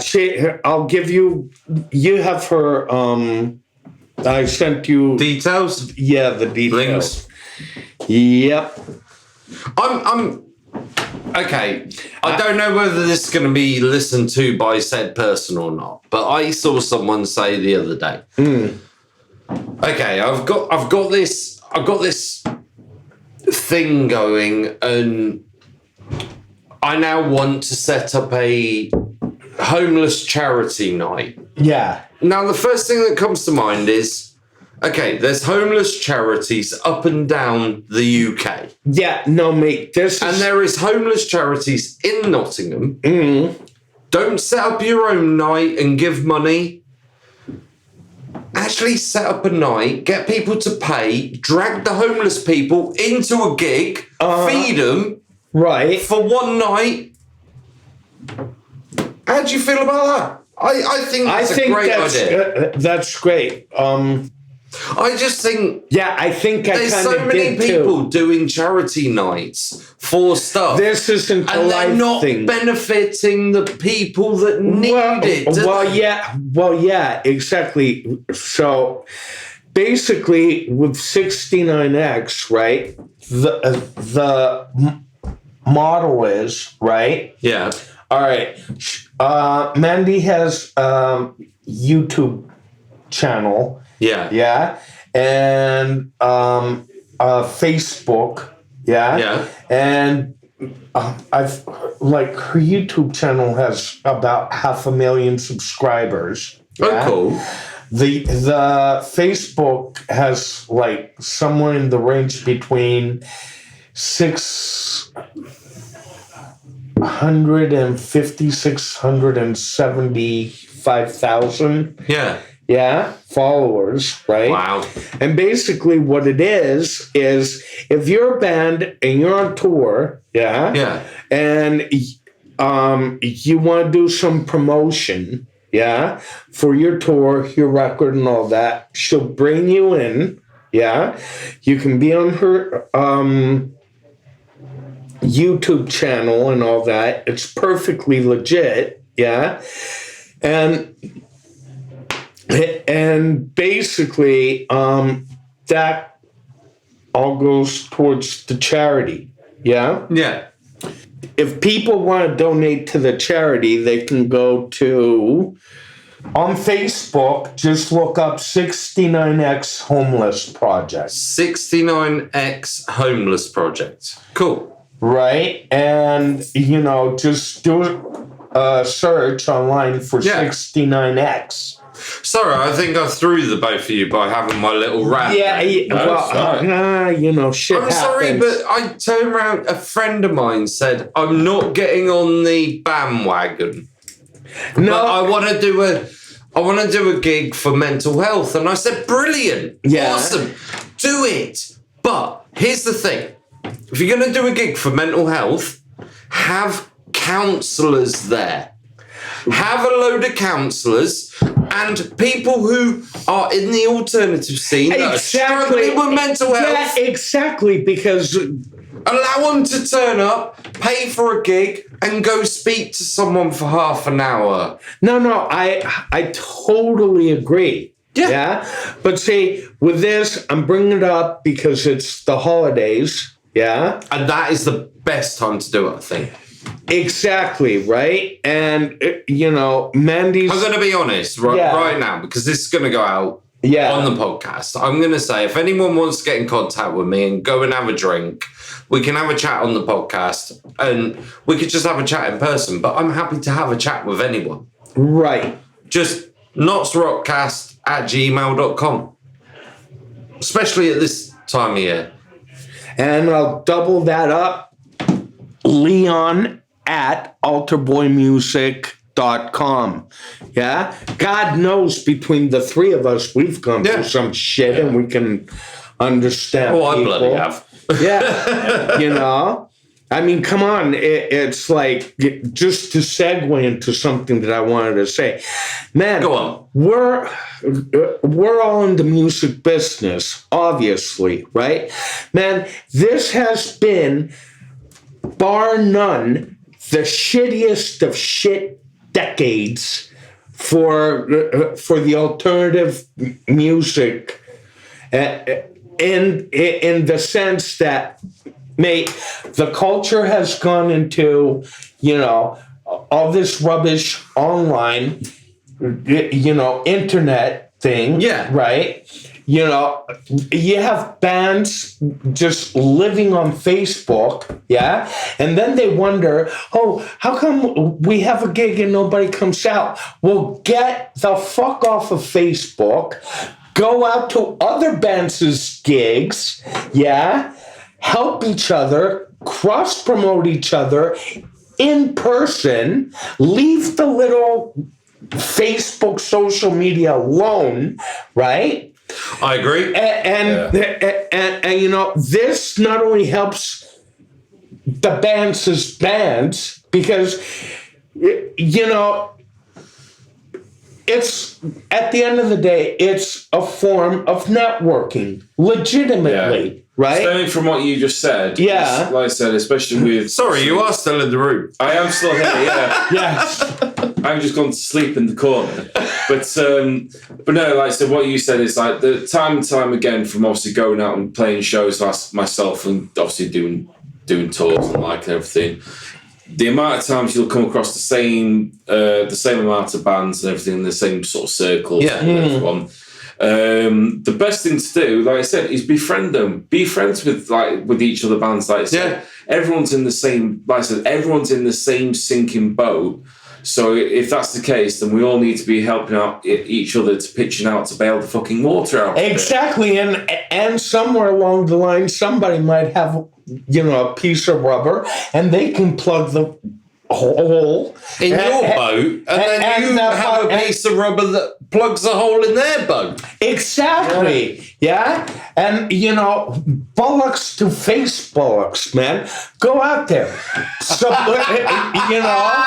face bollocks. I love that one. Right? Well, it is face bollocks, man. I just imagine sort of like Rick and Morty sort of image. All I can hear now is blinded by the bollocks. Well, it's true. I mean, I got a douche on my forehead, blinded by the bollocks. Yeah, but seriously, man, the magic happens, and the potential for the magic that I see for Nottingham becoming the crown jewel of rock and roll on a global level is not going to happen, if you have all these cunts sat in front of Facebook. Oh, we said the C word. Yeah. Don't Just worry, like- he's the second person on the podcast too. All right, I'll do the American Do version. you know Sam? All these motherfuckers on Facebook, right? No, get off Facebook. Go out there, and then when you're out there, don't gossip about each other, right? And you know, stir shit and drama about. Go out, be cool to each other, yeah? Go get some drinks, support your local pubs and venues, yeah? And you know what? With a little bit of, you know, camaraderie and you know, coolness, I know where you're coming from. that, you know, things can really expand, yeah? But if you have a bunch of people like, oh, I got 5,000 friends on Facebook, aren't I cool? No, you're not cool. You're a fucking internet retard troll. So, You know? I've said it a couple of times on the podcast. I know that I have a page, I have a user account, or I did have a user account. Now, this is going to blow everyone's mind because the Sunday just gone before we're recording this, I was recording the Audience Attended podcast, which is coming out after this. Yeah. Now, I was sat there through the first half, and I'd announced everything I'd announced before we started the first half. Then we did the break. Unfortunately, it ran half an hour for the first half and an hour for the second half, but that's just how live things happen. You don't know what's going to happen. But I got into the break and I thought, okay, let's share some information. Yeah. And I'm going to say this, and I'm going to say it full-heartedly. Some cretin had reported that NottsRockCast user account wasn't a real person. Well, see, All I've done is try to be a spokesman for Nottingham and the alternative scene, and someone thought it was fucking viable right. to actually report me for not being a real person. And see, right there, you're making my argument, and now I agree with you, and now I'm going to tell you this, and I'm about to go nuclear, kids. Yeah? Here we go. Right. No Brexit, no politics. No, it's about it's about the culture, actually. We've been going through a decade, yeah, that everything is on social media, right? Yeah, not MIDI, because that's keyboard. Right. Again, social media, not social MIDI. God forbid anybody invents that. But we don't need that kind of fucking keyboard warrior. Yeah, exactly. Anyhow, back to what I'm trying to say. You'll know. Back to, you know. Go on, say it. We've gone through a decade that everything's Facebook, everything's ranking and all that. No, mate, that's bollocks. Plus, you have all this PC culture, right? And I realized I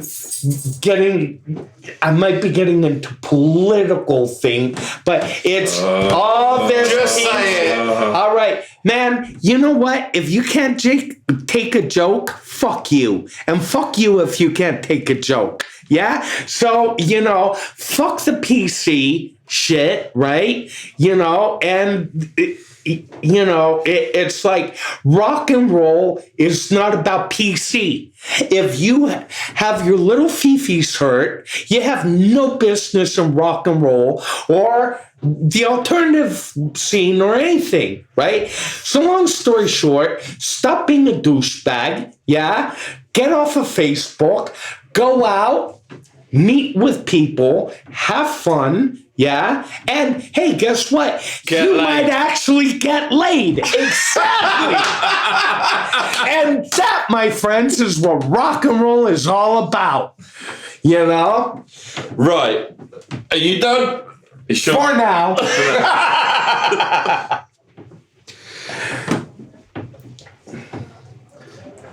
So much I want to say right here. Trying to compose yourself after that. I honestly, I understand where you're coming from. I really do. And I don't mean to belittle no one. And trust me, I'm the biggest supporter of so many different people. Sure. But yeah, I understand. Now is the most frustrating time in life. No one's listening to me. No one was listening to people in the 50s, hence why rock and roll started. Exactly. No one was listening to me in the 60s, that's why the Beatles started. No one was listening to me in the 70s, that's why Deep Purple started. No one was listening to me in the 80s, that's why glam started, and I don't know where that went. That's not But right. No one was listening to me in the 90s. Yeah. And that's where things went chaotic. And no one was listening to me in the 2000s, the noughties, as you call them. Yeah, it did quote marks. That's where new metal started. No one is still listening. And I understand your frustration. No, it's not about nobody's listening, man. What I'm trying to say is that everybody's been caught up in the last decade in a fucking echo chamber. Yeah, but that's where everybody's listening to the same shit over and over. But that's what I'm saying. It is going over and over, and now they found a new medium to scream on. Yeah, but started off with vinyl, started off with tape, started off with this, started off with that, and then moved to Facebook. Yeah, but all I'm saying, right? CD, tape, that, Facebook. Look, what I'm saying, right? It's been a decade long. Yeah? All right? There's a little thing called the pendulum and backlash, right? I guarantee you, mate, mark my words. By this time in 2 to 3 years, people are going to want to be saying bollocks to face bollocks. I want to be out and interacting with people. Yeah? Yeah. Besides that whole social media thing, I mean, I do see its value. It does have a value. It will continue to have a value and a purpose, But, mate, people just went, like, way off the handle, right? Cool. And let me tell you this. It's like in the 60s, right? You have the hippies, right? The 70s came along, the hippies went away, and the hippies became what? The yuppies of the 80s. There we go. Right. So that's what I was trying to get at. So we're basically saying the same thing. Right. I'm going to have to stop you because... Right. Okay. Let's go on to the last question. In your opinion, what makes the Notts alternative scene great, if you believe it or not? In my opinion, what makes it great is that people, contrary to some of the shit I just said, right? People here actually are fucking cool, approachable, yeah? Yeah. You know? Plus, they have a genuine interest and love for the music. And that's what matters, man. It's the fucking music, man. You know? And again, what makes the scene here is the people. Are there shitheads that go and create drama? You're going to get that anywhere, right? But going back to the sinking ship analogy, right? People here are more apt to help throw the water out, plug the hole than anywhere else in the world right now. And that's what's going to make this place the crown jewel of the rock and roll universe. Seeing as you're American, I've said this once before, but I feel like Nottingham has the same status as what LA has, what Tennessee has, what New York has. Could Nottingham be a music hub of the UK? not only can it be, yeah, I'll do everything I can to make it be, and it should be. You and me. And Berty. Cool. And the listeners. If it's not for the listeners, this shit cannot happen. Cool. Yeah? We need you guys to go out, go to the venues, support the local bands. Hey, it's cool when, we have bands from the States or Birmingham or London or wherever come here, right? But the key and magic is we got to do it from home.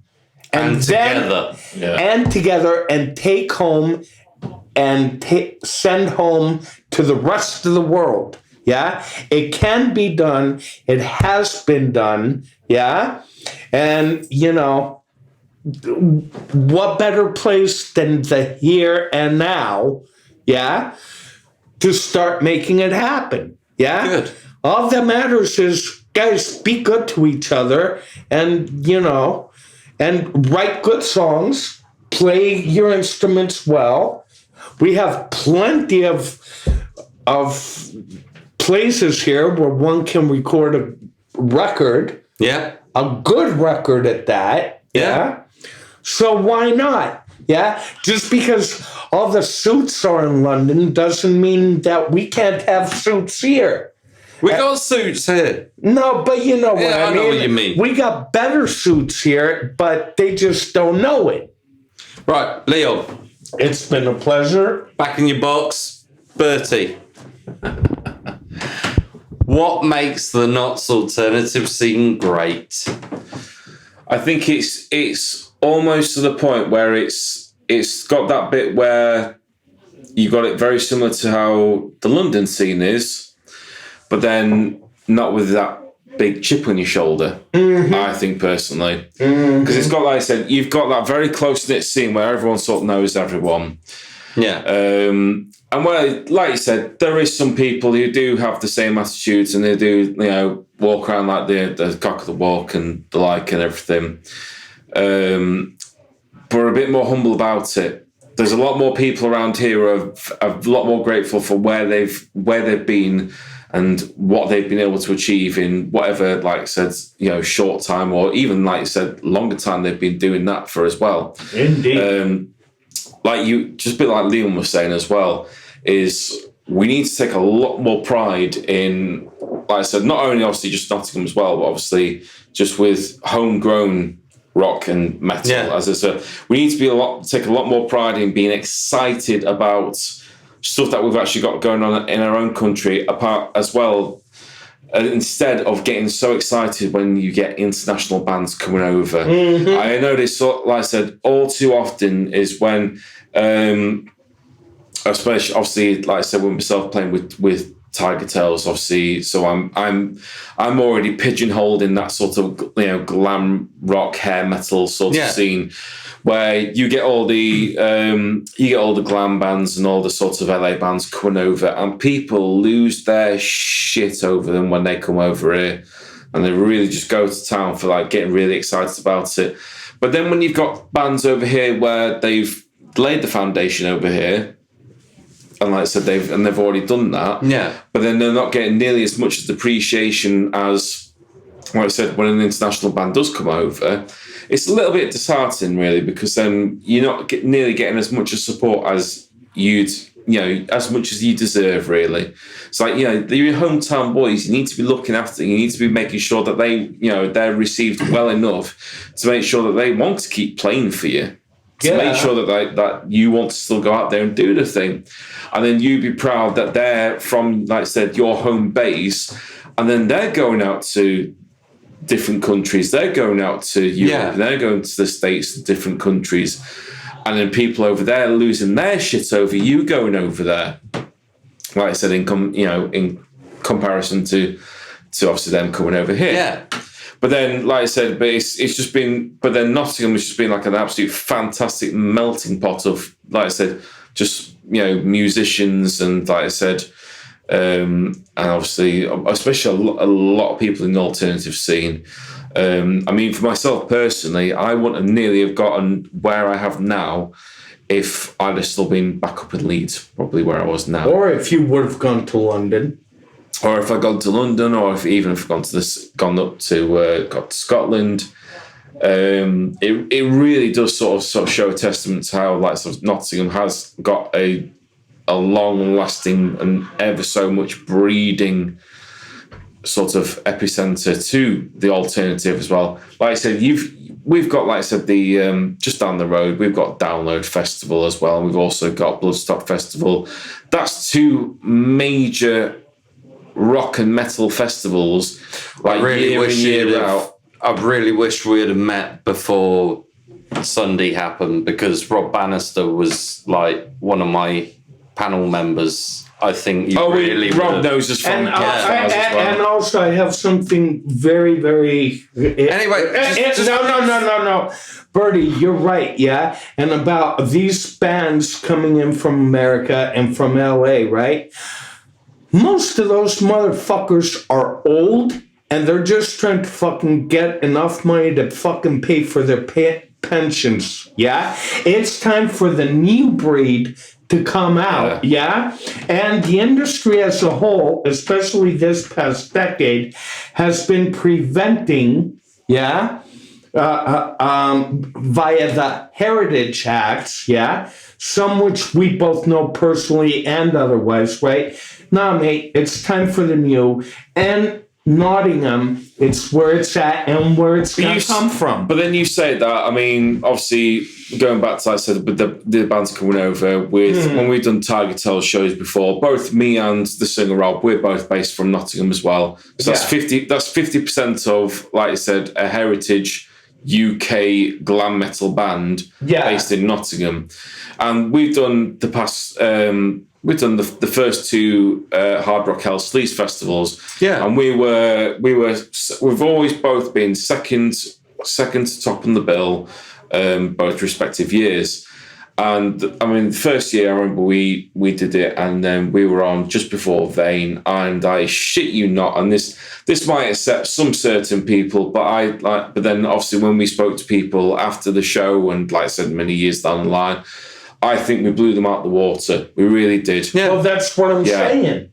This is what I mean. But then, like I said, we are a UK band, and like I said, obviously, and a sort of half Nottinghamshire-based band where we still can go out there and we can really, like I said, just put on like one hell of a fantastic show, and then you can get really undershadowed by, like you said, LA Guns or Michael Monroe coming over there.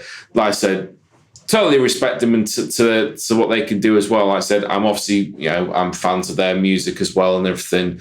But then I still think that we hold toe to toe with them. Yeah. So why not? We do. That's it. Why not? And that's what I'm saying, man. Yeah. Don't look up to them. Be them, because you already are them, and in some cases you're even better than them, but because of, again, a number of variables, you've just been influenced, conditioned, and mind programmed to think that you're not. That's it. But then I'm just going to stop both of you right now. I'm just taking in everything both of you said. And I want to know one simple thing. What the hell would the US do with bands like Witch Tripper? What the hell would the US do with bands like Evil Scarecrow? If we sent them over there on a tour and let the whole of the US know they were touring, what the hell would the US do with two bands like that from Nottingham? Well, if they were clever, they would, whatever entity, meaning whatever record label. Yeah. And, do they need a record label? Can't we just book them in? No, they don't need venues? A record label. They don't need one full stop. I mean, like I said, I know some of the guys like quite. What they would need really is a budget for publicity. Yeah.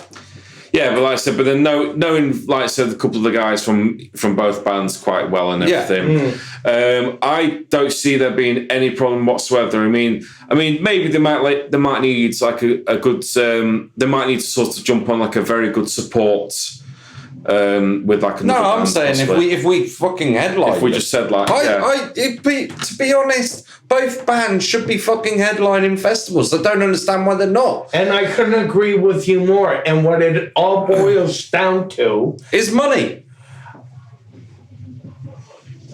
I think it's money. I think Tiger Tail should do better. Oh, right. Oh yeah, 100%. We could do far much better than what we're doing. But then, like you said, it's money as well. It's money and connections, really. Yeah. Anyway, and I'm sorry we got really off topic then. No, but you cool, two have brought out something really different inside me, and I'm like, why the hell can't Nottingham bands that are absolutely fucking amazing? And I shit you not. Well, if you do not go home and listen to Slow Mo 75 tonight, right, I'm going to kick your fucking ass because they were fucking amazing at the Audience Attended podcast. Well, see, that's the whole purpose of Altarboy, right? It's there we go. Creating, we should do an exchange policy. We will have one of your bands, but you have one of ours back. Actually, to make it real fair, we'll have one of your bands, but you got to take 2 to 3 Nottingham bands. Amazing. Because it's time for fairness, right? Yeah. You know? So you're saying that one of their bands is worth 3 of ours? I'm thinking we should have 5 of their bands and they can have 1 of ours. That's what I'm saying, but it's simple marketing. Yeah, but we should send more their way. Yeah. I'll get you. Yeah. Shh. We won't tell them. Right. Thank you very much. I thought you said no politics. Oh, fuck's it. Anyway, right. Is there anything else you'd like to say before we bring this to a close? Because I'm quite happy with that. I'm sorry I was so long-winded and went around the houses. Happy Christmas and all that shit, everybody. My limiter's about to explode. I'm just looking at the computer. I'm just seeing how much it's fucking peaking and everything. It's not going to peak. Literally, I've got limiters set already, so he can't fuck it over. Oh dear. No, for myself, like I said, just keep. Fuck me. If I get the fucking words out. Like I said, just keep checking out to see what's going to happen with Tiger Tails over the next year. Come 2020, Tiger Tails are celebrating the 30th anniversary of the Berserk album. So hopefully we should be coming up with some really fun shows with that. So hopefully there'll be a lot more than that. But then, like I said, if you just check out the bands that I've been associated with before. So Beth Blade and Beautiful Disasters, Last Great Dreamers, and including Poke Stars, who we're currently playing with now, and anyone else that I've been involved with recently. Like I said, thank you very much. Enjoy their music, enjoy our music that we're currently doing, and thank you guys so much for your time. And seriously, any Nottingham band that would like to get in touch with me for consulting or just chatting or whatever, hit me up, email me at leon@altarboymusic.com. That's ALTAR, not ALTER, right? I did that once. You certainly did. So that goes for any small businesses in the area that could use any of my services. But really, let's start the new decade on the right foot, and let's, make Nottingham the crown jewel of rock and roll for the planet. Thank you very much. Thank you very much, Bertie. Thank you very much, Leon. Cheers. This Our has pleasure. been an absolute fucking blast. It's been great. Thanks for having us. Thank you very much, Knots Rockers, for listening to NottsRockCast over YouTube. If you would like to check us out on your favourite podcast player, please search NottsRockCast. And don't forget, if you're on social media platforms, give us a like, give us a share. You'll find us at NottsRockCast. Anyway, till next time, keep it Knots, keep it rocks. NottsRockCast is an association with Regular Riot.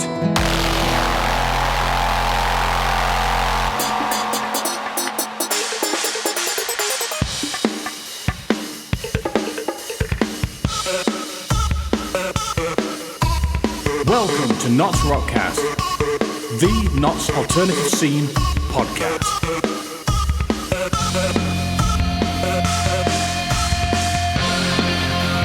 And here is your host, Jethro D, bringing you everything Notts and rock.